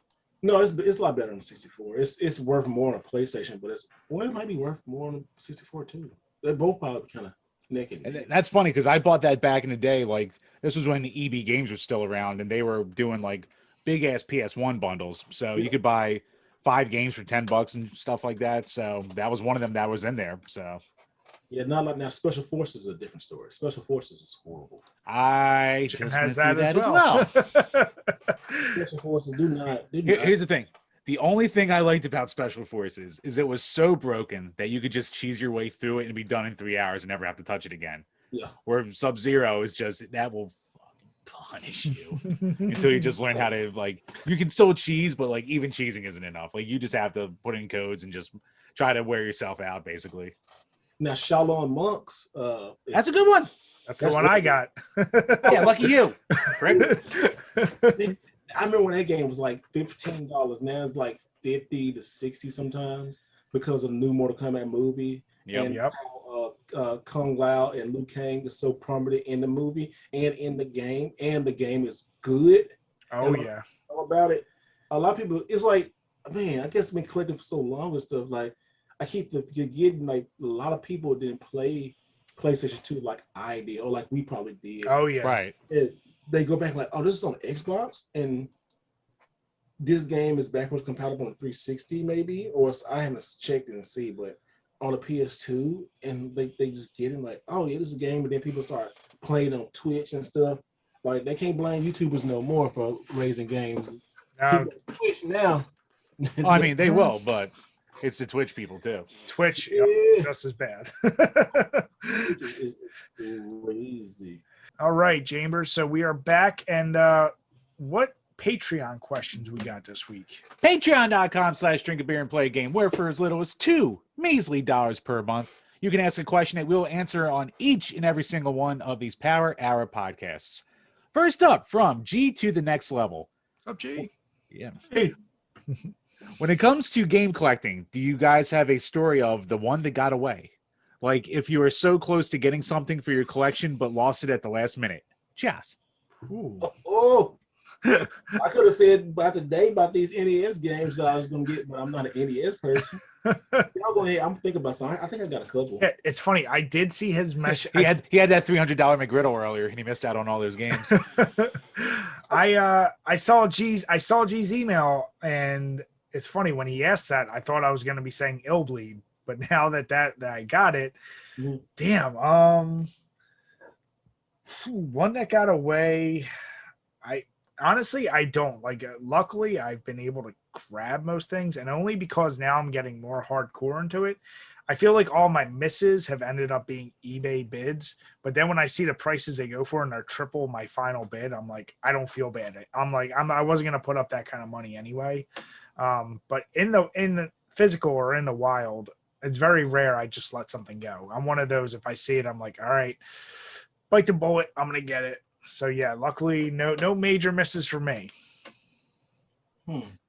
I can't say if I had a major miss. Probably way back in the day. Oh, you know what? I did have a major miss. But it's not a major miss. But I had a miss, but it came to a better story. And do I have it here? Let me see. I have it up here. Let me show you. Because it leads to the other place. Hold on. Oh. All right, so I did have a miss, and it was a costly miss, but it kind of made up for it. So one of my stores close to me, like I said, the Game Trade. You know, sometimes when you get a game, you're like, man, you can't sleep. You need to go get it.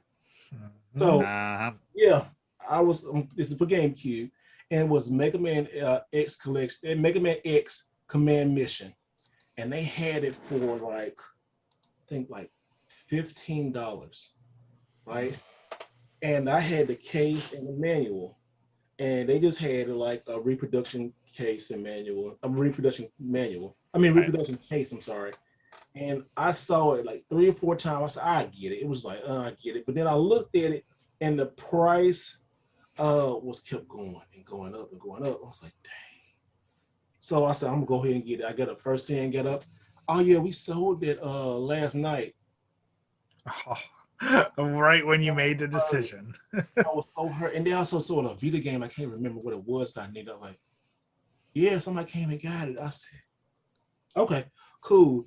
I said, I'm gonna get something for the 3DS, and just looking, I say, which I got. There's nobody, what's in the drawer. I always like to ask, what's in the drawer? Because what's the same thing out there? I said, yeah, okay. Well, let me see what you got anyway. If you don't mind, please. And then depending on the day, if they're not too busy, they'll let you see, oh, we got this, this, and this. And he pulled out, pulled out this right here.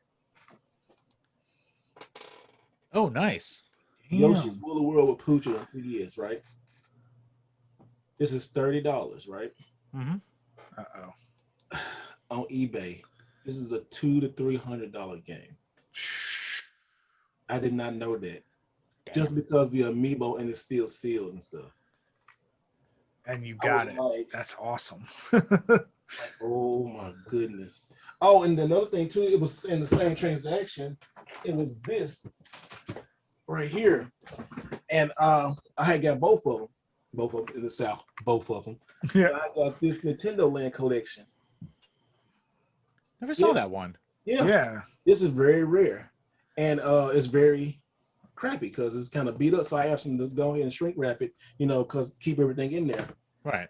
I had 2 copies of that, and one of the collectors here, he wanted one. He was looking something. He's a Nintendo collector, and he had a PS4 kiosk that he got from free, like for $75 from GameStop or something like that. And it's not complete, but it's complete enough. Right. And I wanted that kiosk, and it's like, man, let's trade for it. I said, okay. So I traded him one of these for that kiosk. And he didn't care. He's a collector. He's like, man, I'm not gonna use. I know you PlayStation. I said, yeah, and I know you Nintendo, and made a fair trade. So I got another one of these to trade with somebody one day. But yeah, it was just like, and it was sitting there. I said, how long has this been in the drawer? He said, oh, about like 3 years, 3-4 years. I believe Both of these been in the drawers for 3 or 4 years. So yeah, I guess I made up for it. It was just like, wow. I said, I'm glad I kind of missed out on that. But yeah, it's stuff like that you get, and you don't try to get it for a profit, but you just hold on to the trade. I really feel sometimes kind of bad just like getting stuff and then selling it. I'm talking about selling if I need something like some money for my game fund or anything. Because I try to just use what I buy and sell for my game stuff and not try to use house money. And yeah. Married man, you know about that. Oh yeah. I bet every married man watching the video dip into all this stuff. My wife like, what the hell you doing? He's like, oh. That's actually what he called it. It was funny the other day. The wife and I were out, and like we were talking to a friend of ours, and she's like, "Yeah, like his game collecting's annoying, but then I have all my Target and Amazon boxes coming in, so we kind of just look at each other and go, nah." Yeah. Yeah, you gotta pay it back one way or another. Y'all, hey guys, if y'all can find stuff like this, just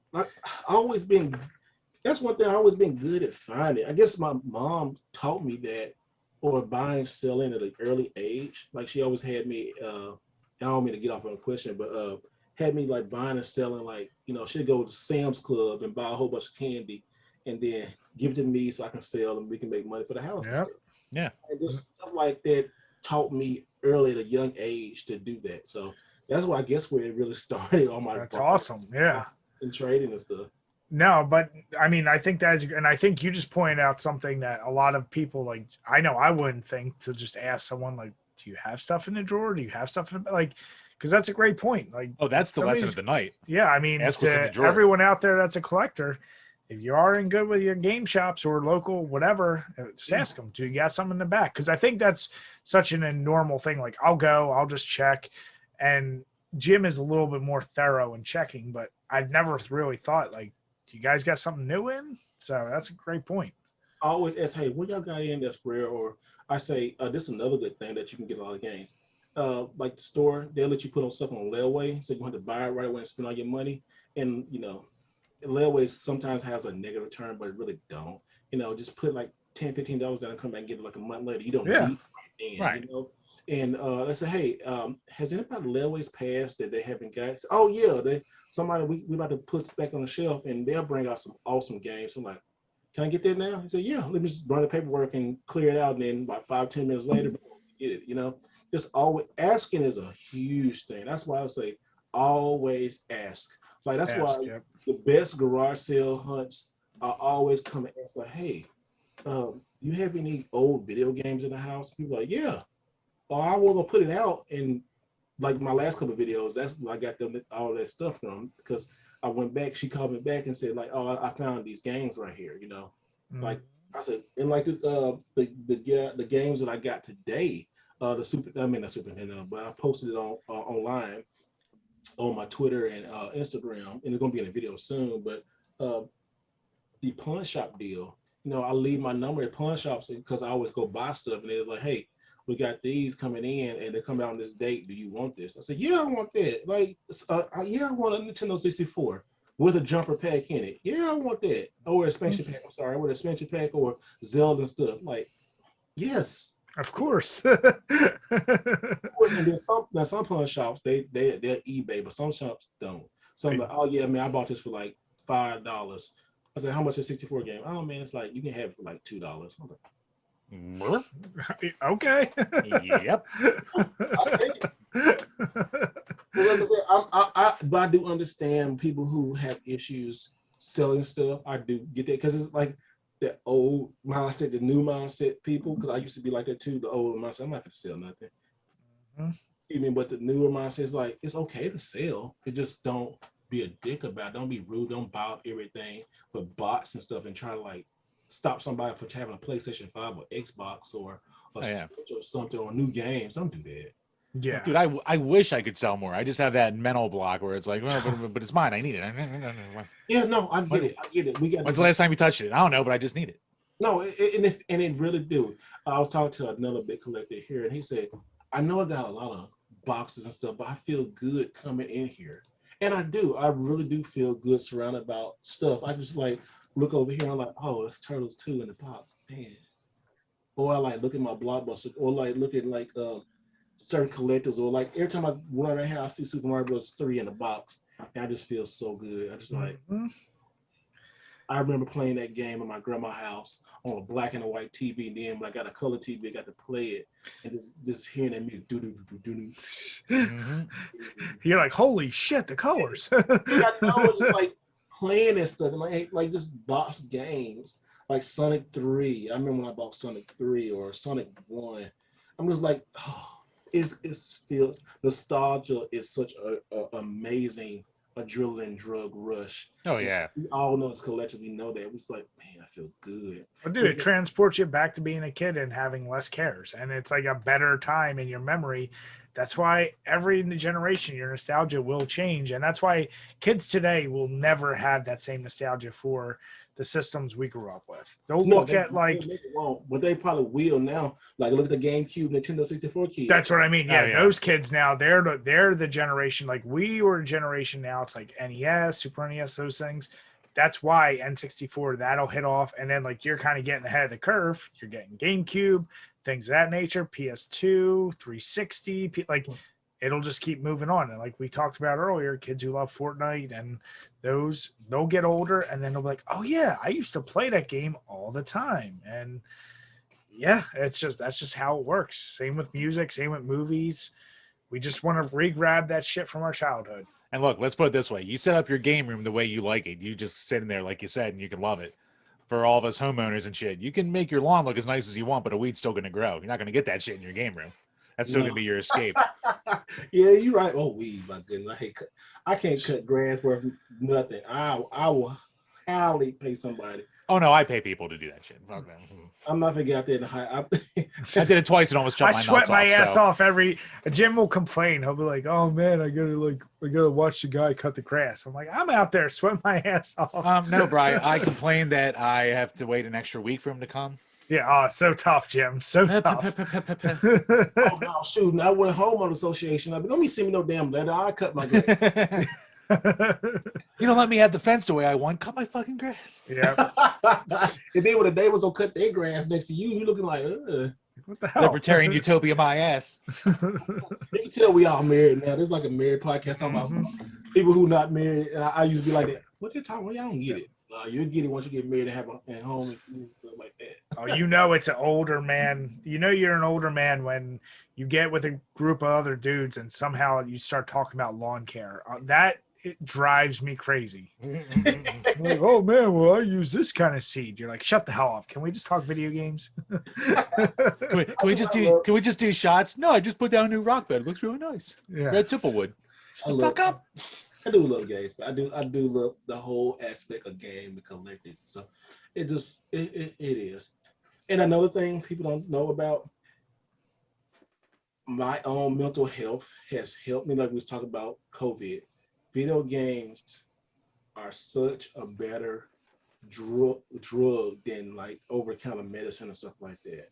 I mean, I was prescribed somebody, like if somebody's going through mental and mental health is, we need to start talking about that too, because there's so many people in our community who are dealing with that, who are scared to talk about that. So if you are one of the people who are scared to talk about mental health, get with a good game collector and play some good games and talk about it and get it out. Like Animal Crossing. Oh my goodness, such the perfect example of dealing with mental stress and mental health, because you can transport yourself to your own little world. You can stay on there, you can meet other folks, you can talk, you can take pictures, you can do stuff.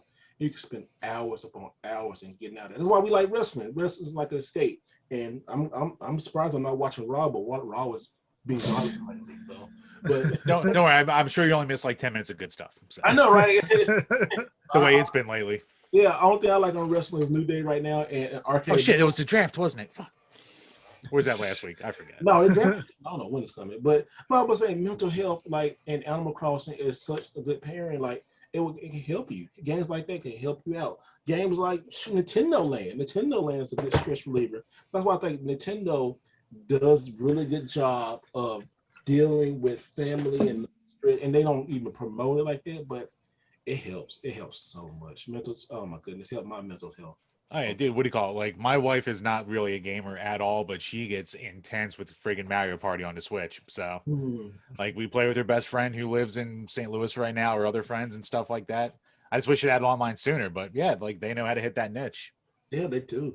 There's Super Mario Party. I think it's in my wife's collection now because it was mine because she put it out when I think she's gonna stream it, but that's another thing too. Like, she got a Switch and I got my games up here. I got like a lot of Switch games, and then she'll come get something, or the son will come get something. Like, just make sure you put it back and you know where you got it from. Just remember where it fucking goes. Like, we did a couple things. Like, some games, I see that empty spot. It's this wide, but I see it. Yeah, I have some of her games in there, or I have my games. It's be so fun. I said, babe, but we married, it's all our stuff. Yeah, but I said, I know. Mm-hmm. Now, Jim, did you have anything that you ever missed out on that really chapter S beside the backtracks? No, I was actually going to say it wasn't the backtracks, but it was that goddamn Odyssey 2 that was complete in box that I didn't buy for $40. What? Yeah, this was at Too Many Games back in, like, what was it, 2018? The first one we went to, I think. Mm-hmm. Yep. They had an Odyssey 2 there for $40 in box, and I actually had, I still do. I have 5 Odyssey 2 games I got at a thrift shop for $1 each that I've never been able to play because I didn't have the console. And we were there, and I was like, but when am I really going to use it? Then when I got home, I was like, I should have bought that. And then, I go around everywhere else, and of course, if I want to find the same thing, it's like triple the price. And I was like, motherfucker. Jim, stop being such a silly bitch. Yeah, I was, see, at least. Oh my gosh. Wow. This is usual for us. But I'm just saying, you sound like me and my friends, but that's funny. At least the next year I had the excuse of being blackout drunk by 5:00. That year I didn't have. Well, I did have to find you because you got lost trying to pee in some bushes or something. Look, the bush was far away. It wasn't directly across the street from where we were going. Oh, so you get that type of drunk, bro? Oh yeah. He does. Hey, I mean, we've said this story, but we're at our second Too Many Games, and we met up with the our buddy Dan from Console Wars, and we're like, all right, cool. Like, we're gonna drink beforehand. We're trying to mingle with folks, like network, whatever. And we're all walking from one hotel to another. And I'm sure, Steve, you've been to conventions. In general, if you go from like a hotel to a hotel, it's literally like in an industrial park. You're walking down a straight path. Jim just goes, I really got to go pee. I'm going to go pee in this bush. So I'm like, all right, just meet us right there. Half an hour later, I'm not hearing from him. So I'm texting him, like, I don't know where the hell he is. So like hours go by. Me and Dan are like, whatever. Maybe he went back to the hotel room. We come in there. The room's dark. I'm like, I don't know where he went. Here, he's just sitting on the toilet, fell asleep on the toilet because he was so drunk. And I was just like, what the hell? He's like, oh, I got lost after I peed and I couldn't find my way. You're back. like, it was 50 feet. Yeah. That's I was the victim because of fuck the dealer. So if you didn't pull your bullshit, you and Dan. Bitch. Yeah, that's why you're the best. Hey, man, it's gonna be funny. Mm-hmm. Oh, dude, that's what we said. I can't wait for. Well, I know conventions this year are gonna be a fucking shit show with everyone just coming out of conventions are gonna hiding. be, yeah. But like, I'm thinking, like, I saw you and Crystal. You guys are going to what that? I always forget. Yeah, we're gonna be on that. That's such a blessing. Like I said, that's another good thing. Like, even G, he's another great creator and stuff like that. Oh yeah. It's good to see, and I don't want to like be harp on it, but it's such amazing to me when I see women and people of color, because we just don't see that a lot. I didn't see that. I didn't know that. Like, I saw maybe one person, but this, and it feels good to see like women represented. And you see, oh, hey, and not really saying like, oh, this is a black dude there, but people actually responded and like it, Yeah. And if I can be an encouragement to somebody else, or like, gee, he can be somebody else, like, it's great, like, he's such great positive stuff like that. His stuff he's doing on Twitch is amazing. Y'all make sure y'all follow him on Twitch. Oh yeah. And he's been working hard on Twitch too. Long time buddy of ours, and we love it. And I said, I want to see G drunk. I told him I want to see that. That's what I we think, need. you know what, if he got drunk, I think he would be an intelligent drunk.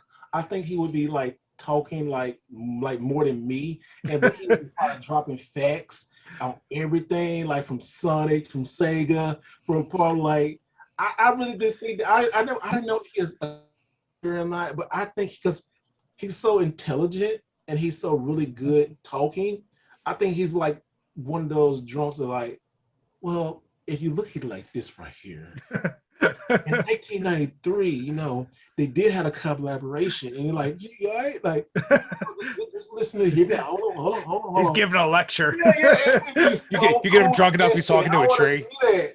I want to see him. I want to see it. I want to see because I think because you could tell like people like being drunk or high, drunk, high, whatever you're talking about. If you it brings out a different person in you. Like I probably like you probably want to happy drunk, so like just want to play and punch and stuff.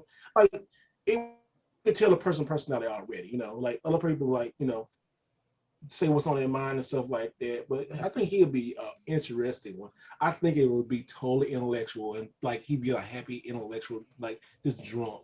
And I ain't talking about like sloppy drunk. I'm just talking about like getting like alcohol. Like, oh, here you go. It'll be so fun.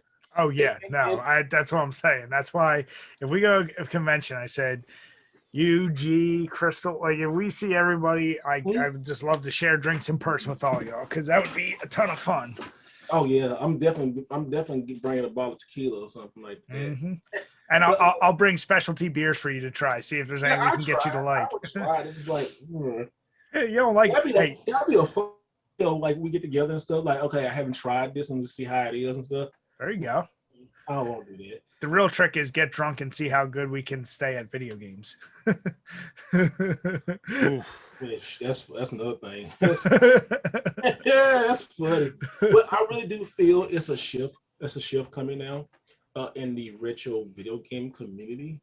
I think like people like you guys, like me, G, Crystal, my wife, even top of like the Spuncast, all those people. These are like the new, to use a wrestling term, the new generation of like streamers and YouTubers and stuff. YouTuber is changing. It's definitely changing.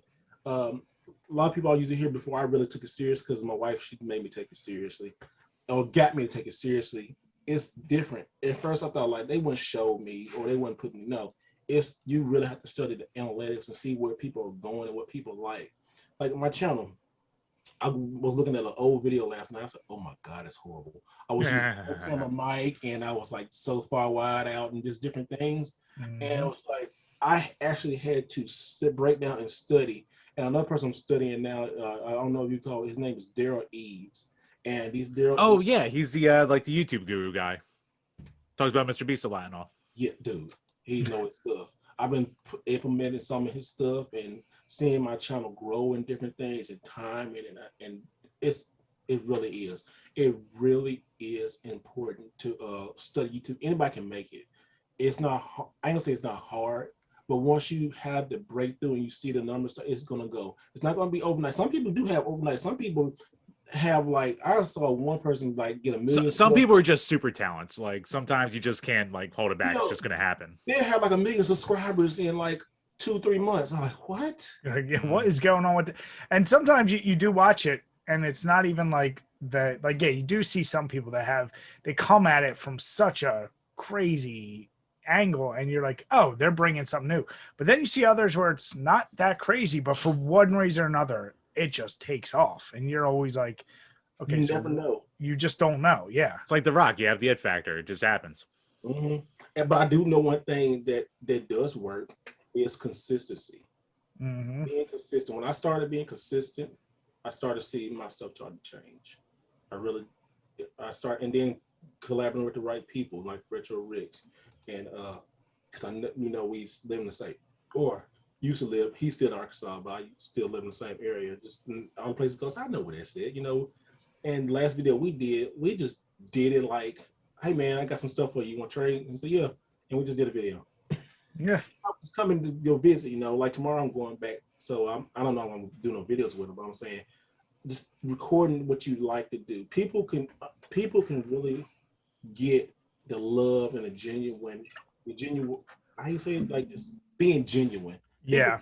Yeah. Being like authentic to what you actually like. Well, I like, and I really do like going game hunting and finding stuff. And I would thought people would hate, but they don't. People actually see that the joy in your face and the stuff, and you helping people, and just people understand that those videos starting to get more.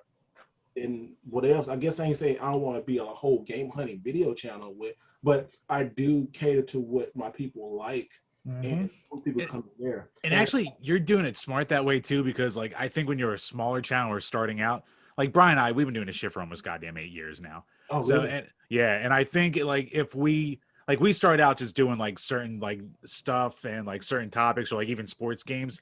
And I think if we just like stuck with that in the beginning until we got like, burnout and ADHD and moved on to something else, it would have like the growth would have been faster, but we burn out quick on a lot of different subjects that we were trying to do. So it almost became like too variety. You have to like kind of focus on something at first until you can have the clout almost to branch out and people still come in there. Yeah, and that's why I was, like, I really do believe that, man. Like, you have to be consistent. And like now I'm doing a game hunting video like every Monday. Like every Monday, 1 p.m. Central, I'm doing a game hunting video. I might change it to 2 or 3, but right now it's 1. And every time that's what I'm doing. And I got like I want to throw them out so much, but I had to slow down because I got like 6 videos in the can ready to pop up, boom, boom, boom, boom.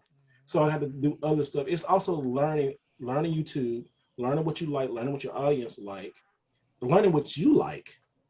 Another thing, because a lot of people always say, "Oh, it's so easy." YouTube is not easy. No, at all. YouTube is draining. I like sometimes I get them like, man, I'm up to like 1, 2 o'clock making a video, and it's a last minute thing, and I'm like this is the computer, like, really do I? But I have to make that commitment. I have to push through. It's like working and lifting out. You got to push that rep, and YouTube is not easy, but it's rewarding and it's fun.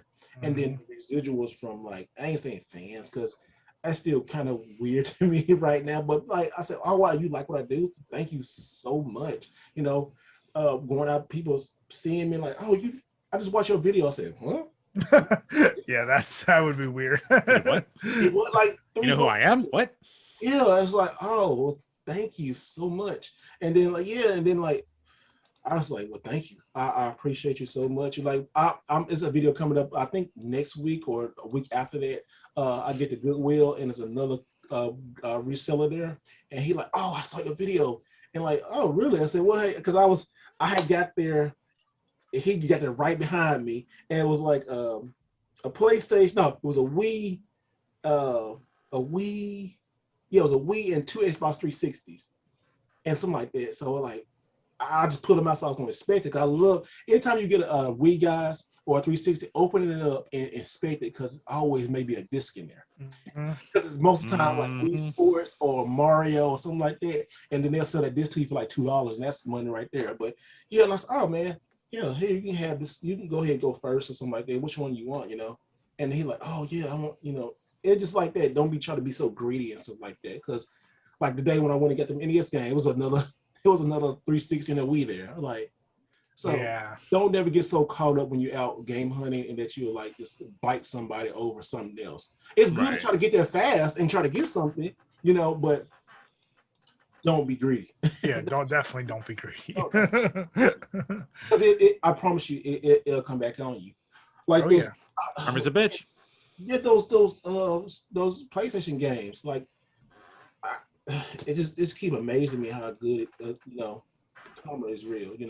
Whether you want to be karma, God, whatever you want to believe, law of attraction, it's real. It's really real. Like, you help somebody, like the 3-cent games. And also I love showing stuff, but 3-cent games, I've been looking for this right here forever, and this was a 3-cent game. Nice. That was a 3-cent. Wow. Yeah, it was like left in Walmart for like 2 or 3 weeks, and I'm like, oh wow. Like G, like I helped G out. Like me and G did some good trades and stuff like that, with he bought my Neo Geo in box. Oh, that's where he got it from.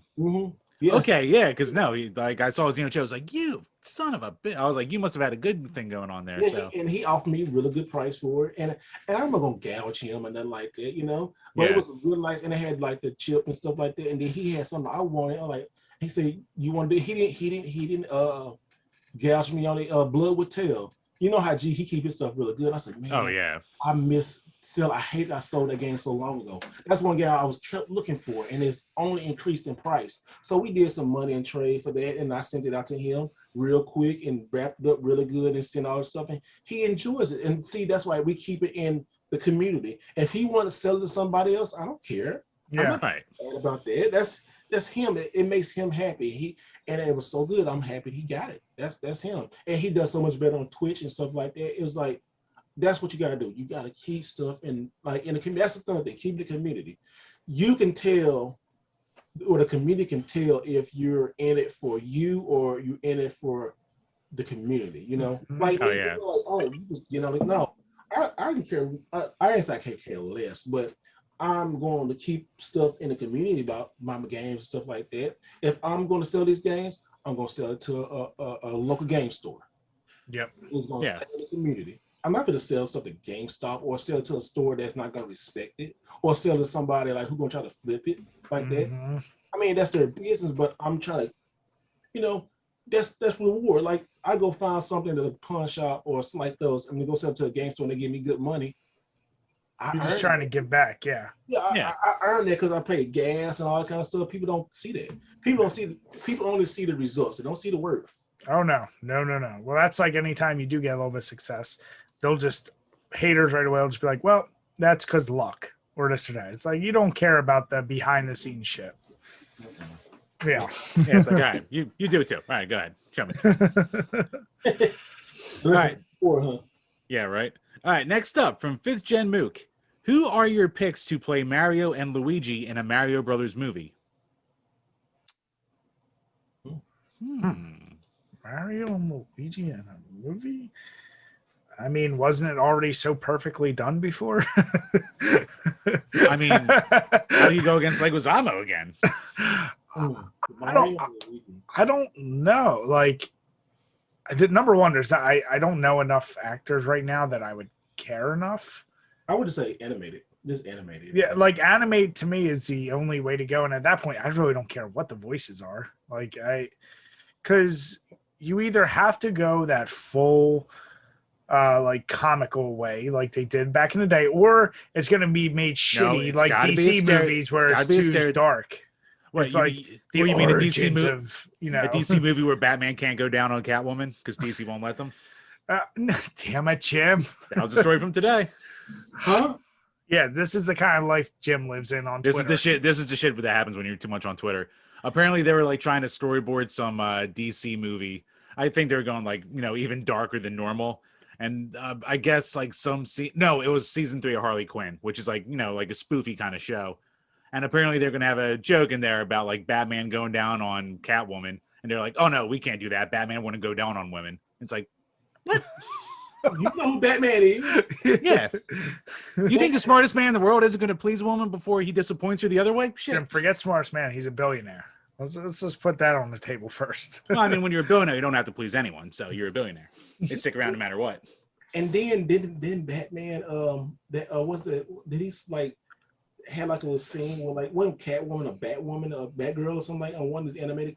Oh, one of the recent ones, yeah, where him and Backer were like a thing. Yeah, we all know what him and Catwoman had going on the side. Come on, that whip wasn't just for fighting. He was in love with Selena. He was in love with her. Yeah. In the comics, he proposed to her. Yeah. From and I went through a phase where I read through all the original comics. Yeah, there was definitely a thing between them, like back in the day. And he was shocked to find out she was the burglar. So, like, yeah. Speaking of Batman, the animated series is so good. Oh yeah, it's an all-timer. Absolutely. I'm starting to like more of Batman Beyond. I didn't really like it. Batman Beyond's really good. I slept on that when it first came around too. And then like when it was in like syndication, I watched the whole thing. I was like, shit, this is really good. Yeah. Then it like led into like Static Shock and Justice League and all that. Mm-hmm. And like I was like, fuck, these are all really good. You're both missing out on Batman versus Dracula. God damn. I bet it's good. It's like HBO Max got all the good stuff. I need to watch Batman and Turtles. I heard that was really good. I haven't seen that one. I hear that comic line's good too. Yeah, it is. It really is good. I got a couple of those. No, but Mook, I mean, yeah, to be honest, there's no one I can even throw out there. I would Like, put out like maybe like Will Sasso for Mario, just because like he can do those like goofy over the top accents. Like you have to do the stereotypical Dago accent for Mario. Like you can't pussyfoot around it. You can't make it PC. He's got to be like, Pasta Pizzol, goddamn Italian. I just, Will yeah. Smith? I don't know. And then Luigi. Shit, I don't know about Luigi. Luigi could probably be Will Smith, or like voiced by Will Smith or something. Because remember how everybody was so mad that Will Smith was going to do the genie, and then Aladdin came out, it was like real good. Yeah, true. The problem is, just like everything, though, I think even though most people did shit on the Mario movie, there'll be those people that are like, why would you need to make a new Mario movie? Like the Will Smith thing was more like, oh, well, Robin Williams did Aladdin and the cartoon was fine. Why do you need to remake it? It's like, well, Disney's remaking everything and they like money. Like what what else is there, At the end of the day. Movies, when they live movies had all of them been good. Even Beauty and the Beast was good. I remember I saw that on a date a long time ago. I was good. Like, what? Yeah. And that made a fuck ton of money too. Dude, and my kids now, like, they've seen both live and the cartoon, and they prefer the live versions. And it's something like, no matter what my nostalgia is, like, I can't force my nostalgia on the kid. I'll show him both versions, but at the end of the day, yeah, he likes the live action Aladdin better than the cartoon. I'm like, it is what it is, I would never thought about that. Whoever came with that concept of Disney, they struck gold. Mm-hmm. Yeah, to say the least. So yeah, but no, Nintendo also, good luck ever getting a license from them to do that new movie. So also true. But thank you, Mook. I appreciate it, bud. Yep. And last up from Alex Perez. Do you guys have any interests in other types of gaming, i.e. board games, tabletop games, gambling, sports? Gambling? I mean, it is a game. It's the ultimate game if you think about it. That and hunting. I mean, I've said many times I do have a good collection of board games, especially horror board games, but other like whatever. Jim and I have talked. We obviously Jim got me into tabletop games with that Hero. Well, our buddy Matt played HeroScape. Jim played HeroClix. Yeah. So I like some of them. It's one of those things though. It's not like video games. You go down a whole nother rabbit hole. If you want to get like into tabletop games, like you either got to find the right group of people, because you ain't getting your friends into it. I don't care who your friend, like you either got to know somebody who's already kind of into it. It's not like video games. The appeal is not there. You might get one friend into it. Like my buddy Ryan got me into HeroClix. Yeah. So like he can throw shit at the wall. One of them's going to stick, and that kind of deal. But yeah, no, so I'm into, but also I'm one of those people, like, if it's a game of any type, I'll get into it. And the worst part about me is I'll get competitive about it. And that's like, I can never just take a game like easy. Like when I'm playing Monopoly, I'm getting real serious about it. And, that's a bad, that's from playing sports and stuff. I've always just, if you get me into that mode, now I'm not just going to play it for fun. I'm going to play to win. So. Mm-hmm. Yeah, what do you call it? Like for me, like I've talked about it 100 times before, but like HeroClix was my obsession for like a good 3 years. Like that was like my first entry into doing like online reviews. Like I wrote like figure reviews on Pojo.com, and then like I would go to the weekly tournaments for like a year and a half straight and all that kind of shit. Just melding, like seeing the next like tournament bracket for the next week and trying to put together the perfect team and crap like that. Like that was an obsession. It was a little bit bad, but yeah, like we also loved our HeroScape nights, and even when I was into Magic and stuff like that with buddies, like, and even at that point, that was just, oh, let's get together once a week and get like pissed drunk and play Magic cards. So, wait, Jim, did you say you did HeroClix for 3 years? 2 to 3 years at least, yeah. But why didn't you ever get good at it? You motherfucker. No, see, baby dick over here. He wanted to just put together a goddamn fair team. He was like, okay, I'm going to have Superman and you're going to have Puck. But did I beat you? Oh, well, yeah. When one guy's got a 12 attack and another one has a 3, there's a goddamn. I'm just saying, if you're good, I'm just. Wow, this has been great. This has been a great time tonight. This is way better than Raw. How about you? We will Steve? cut some promos. What you got? What's outside of video gaming for you? It's still kind of a video game, but we like board games in the house. Okay. One we played in like the last couple months is Drop Mix Oh my goodness, I love Drop Mix. Drop Mix, what's that? I haven't played that. Is it over there? So Drop Mix, basically, you gotta get it. If you like music and like car game, so you hook your app up to it, right? Yeah. And it's like a DJ board. Okay. But we have these slots of slots. I think it's 5 or 6, and you put these cards, and the beats start go do do do, and it's from real artists and stuff like that. Then you put another one in, and then you put another one in, then you put another one. Then you make a little mix and a beat, and it's like, oh my goodness, you be That's like, cool. I'm getting like goosebumps thinking about it. It's so cool. It's so good. It's like Drop Mix, and I got it from Goodwill for like $6, and so let's try this out.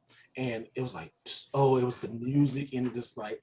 You be just, oh, it's so good. Drop Mix. It's, I don't know why it fell off, but it's cheaply. You can still cheap get the packs and stuff on Amazon and stuff. They start you with the starter packs, but then you get more music packs. And it basically, we just play the freestyle mode. I've never actually played like against somebody, but the freestyle mode, you just oh, like, I'm looking at the board right now. It's a legit board too.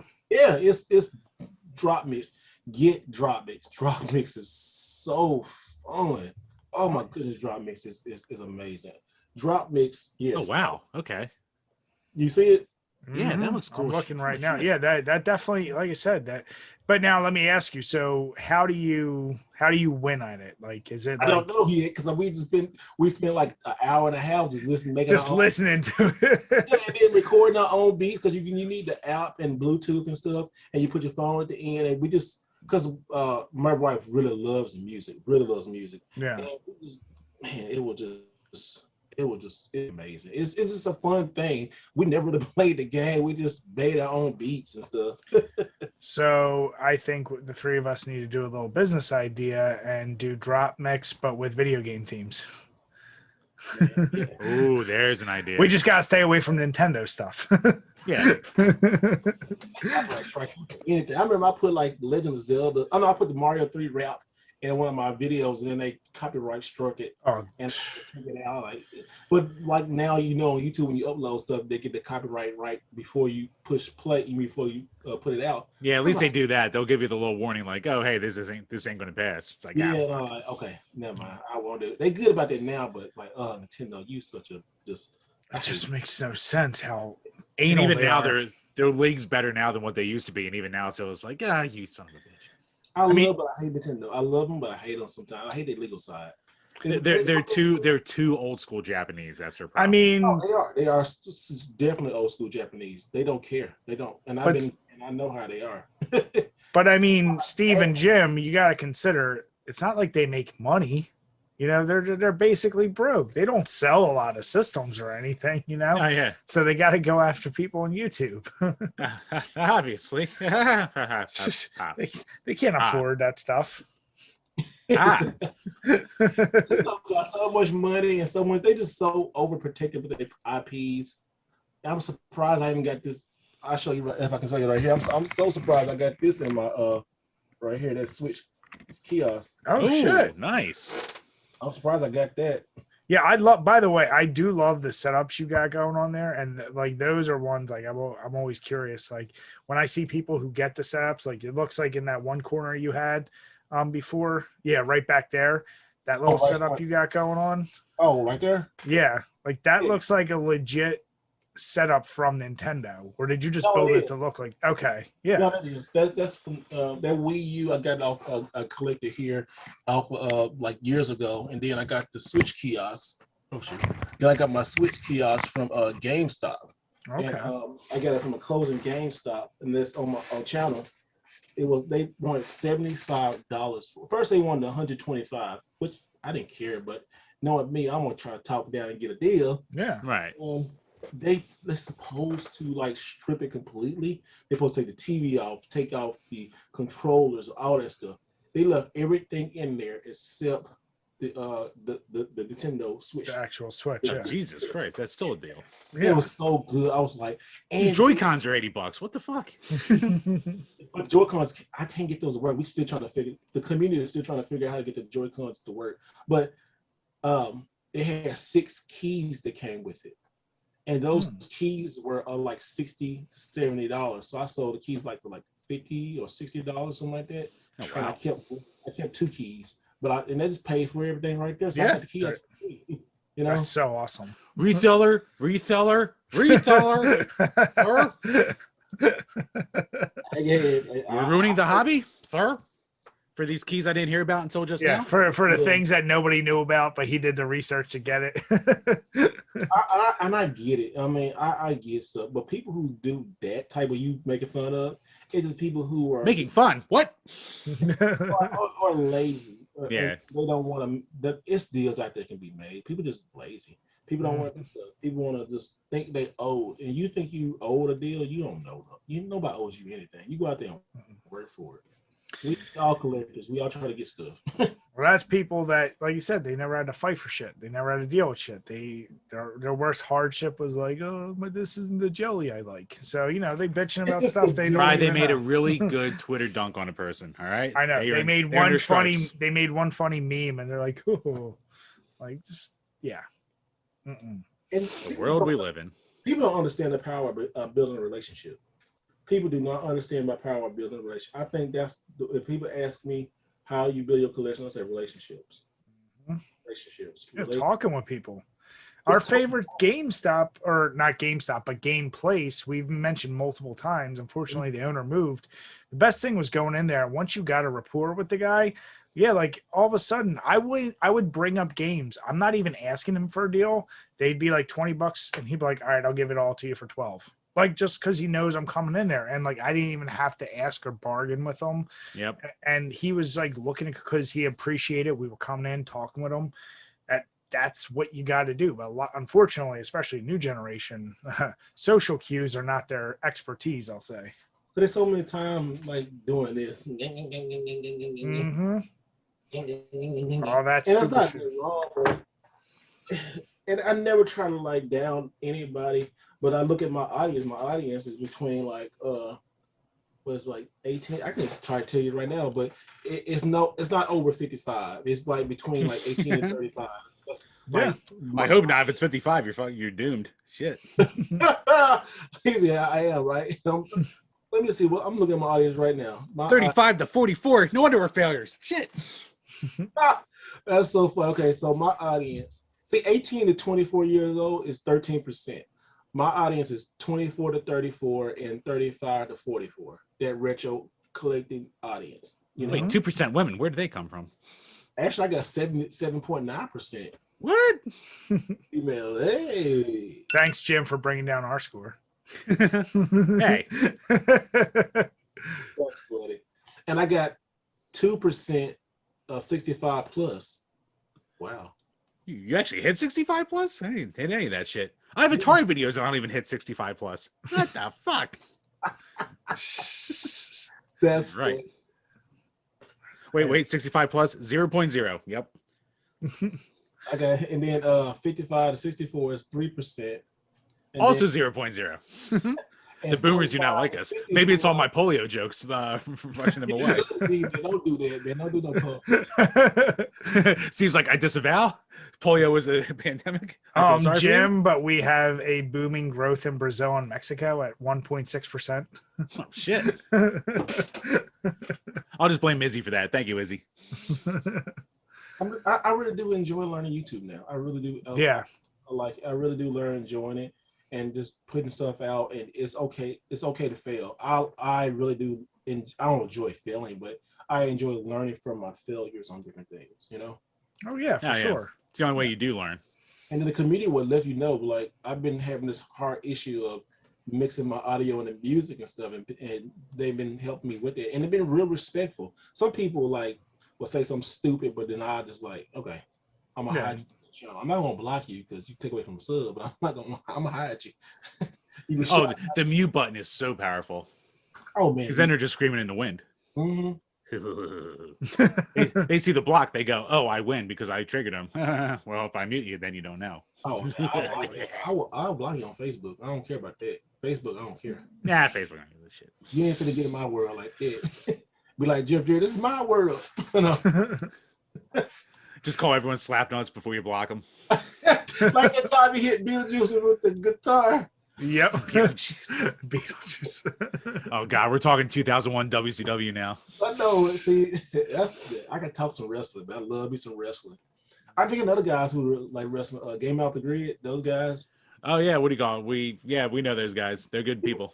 They talk about. I love all the wrestling stuff in their background and stuff. I think wrestling and video games is so intertwined. You know, just interlaced. We just like boom, like that. You know. Oh, dude, especially dudes our age. Like it's funny. We look at. It's so rare that you find someone who likes games like we do and didn't grow up loving wrestling. Like you almost never there's a see big that. crossover. It's huge, a big crossover. Everybody, at least, and they might not be watching now, but they've been watching earlier. Like I got my autographs up here from The Rock and Stone Cold and stuff. Mm-hmm. I remember that. Like, oh, greatest era ever. Everybody's still longing for the Attitude Era. I still remember. Don't tell that to Dave Meltzer. We're in the golden era again. He just really loved AEW, which I do. I love AEW too. Because I done some stuff with them. You know, I just did that. I did that promo with Lance a couple weeks ago. That's awesome. He lives an hour away, and we're really good friends. And we did that when he was going to fight Miro for the TNT Championship. I recorded that one. In the dark, little thing with the light. I did. Yeah, that's fucking awesome. That's awesome, man. Oh, that was you? Shit. Yeah. Nice. So like I say, I'm blessed, man. I try to put my irons in the fire a lot of places and stuff. You know, I just try to get out there. I hustle. I try to get out there, man, because people are. And this one thing I noticed, another thing too. You got to at least humble yourself and just ask. Because at first I'm like, they should know who I am. No, they shouldn't. No. Yeah. You got to go out there and work. You know, that's what I like coming out here and talk to you people. A lot of people who watching that might not know me, but they come over and watch my stuff. I'll be so blessed and happy. Please, you know, come over, Mr. Right Way. You know, hey, come over and talk and watch some videos and stuff, learn some stuff. I do not like look down on anybody with opportunity. So I appreciate you. Thank you. I love to talk. I mean, now, Steve, while you're mentioning that, it's a good transition. So we already have all your links below, but be sure, where is the best place for people to find you? I want to get that out. Oh, on Twitter, because it has every link. Like Twitter, Mr. Right Way Photo, it'll be on there. Or I'm sorry, my Twitter. No, just go to YouTube, Mr. Right Way. Go to Twitter. Go to YouTube. Is Mr. Right Way. That's the best place to follow me because they have all my links for everything else, like for Twitter and Instagram and all that kind of stuff. That's the best place. Next best place to follow me is on Twitter because my pinned tweet will have all my location, and that's on Steve Wright Jr. under my name, so it's really easy. And then Instagram. So basically YouTube, Twitter, then Instagram. Okay. Yeah. Well, like everyone said, who follows us should also. And also, everyone who follows us should already be following Zap from 2 weeks ago. So you'll be running into Steve anyway. Yeah, we be doing stuff. She makes me a better person. I play off of people much better than I do looking at the camera by myself. I'm like, hey, you know, what do I do with my hands? You know? Yeah. I be like, yeah. Oh yeah. Editing yourself and just going, oh, I suck the whole time. Oh my goodness, man. I know when I'm tired. I was like, I will go through and mess up. And I'm like, I know we all done that. Us who are go through and like mess up. Yeah. Like, no, I need to reshoot that. I said I just need to reshoot that. And it'd be like some of the video that come out tomorrow. I'm like, I gotta reshoot that. You have a reshoot with a completely different hairstyle. It's just like 3 weeks down the line when you finally edit some shit together. Yeah. Yes. I got a couple videos like that. Like, we've all been there. Long as the thing, long as your video has a story, people will watch. You just gotta have a really good story, good personality. Yeah, people like the story and stuff like that. So that's another thing I'm learning. Just story tells stuff like that. You just don't want to get on there. Oh, look what I got. Look what I got. Look what I got. Look what I got. That's nobody want to watch that. You don't want to make people feel bad, but you want to also make people feel on the journey with you. No, absolutely. No, but Steve, we want to say, first of all, thank you so much for coming by. We truly appreciate it. Everyone listening, like I said, check all the links below. Make sure, give them a subscribe, follow them on Twitter, on Instagram, on all the social media apps. You've got to give them some love. And for obviously, just from the little bit you've seen, dude has some of the best collecting tips out there. You really just got to follow him. You will learn something. Hell, I wrote down 2 things on my phone already tonight. So. Well, that's good, man. Ask about the back. Ask about layaways. Yes. Yeah. Oh yeah. Yeah. Just as they say, and then you go like I said, another tip, like you go into a garage sale we talking about, garage sale. Ask them, do they have anything in the home they willing to sell? And if, like Nintendo, because Most folks associate everything Nintendo. People in PlayStation, Nintendo, Sega, Nintendo. Oh, yeah. It's like you got old Sega. Like when they say Nintendo, so you got Wii. A lot of people got Wii stuff. And Wii stuff is starting to value going Yep. up. Because you know how many Super Mario Galaxies and Wii Sports and new Super Mario Brothers. New Super Mario Brothers. I have gotten from garage sales because people They're all going up. Oh yeah. And I said it before. What do you call it? If you see anything Sonic for $10 or less, just fucking buy it. The Sonic community are voracious. So someone out there will always need something. So $10 or less in Sonic, just get it. Doesn't matter what it is. Even Sonic Boom, even the worst one, just get it. Hey, I like Sonic Spinball. I love Sonic Spinball, Brian. Son of a bitch. You don't like Sonic Spinball? So the problem is every time we have a theme and Jim has to give me a game, I gave him BioShock and he gave me goddamn Sonic Spinball. You gave me fucking Chameleon. And that game is a treasure that you should have played as a child. It's just very hard. I and love way too 700 many levels of Slippery. I love it with no save points. Hey, it's great. It's better than 4 levels of pinball just with a Sonic theme.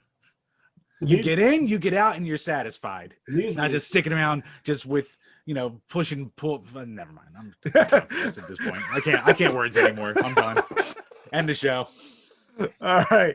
Well, with that, we want to say thank you so much to everyone who stuck around. Once again, please be sure to follow Steve with the links below. And if you haven't already, hit subscribe, hit that notification bell, and to our Patreons, we want to say thank you so much once again. Till next time, everyone. Cheers. Cheers, guys. Take care.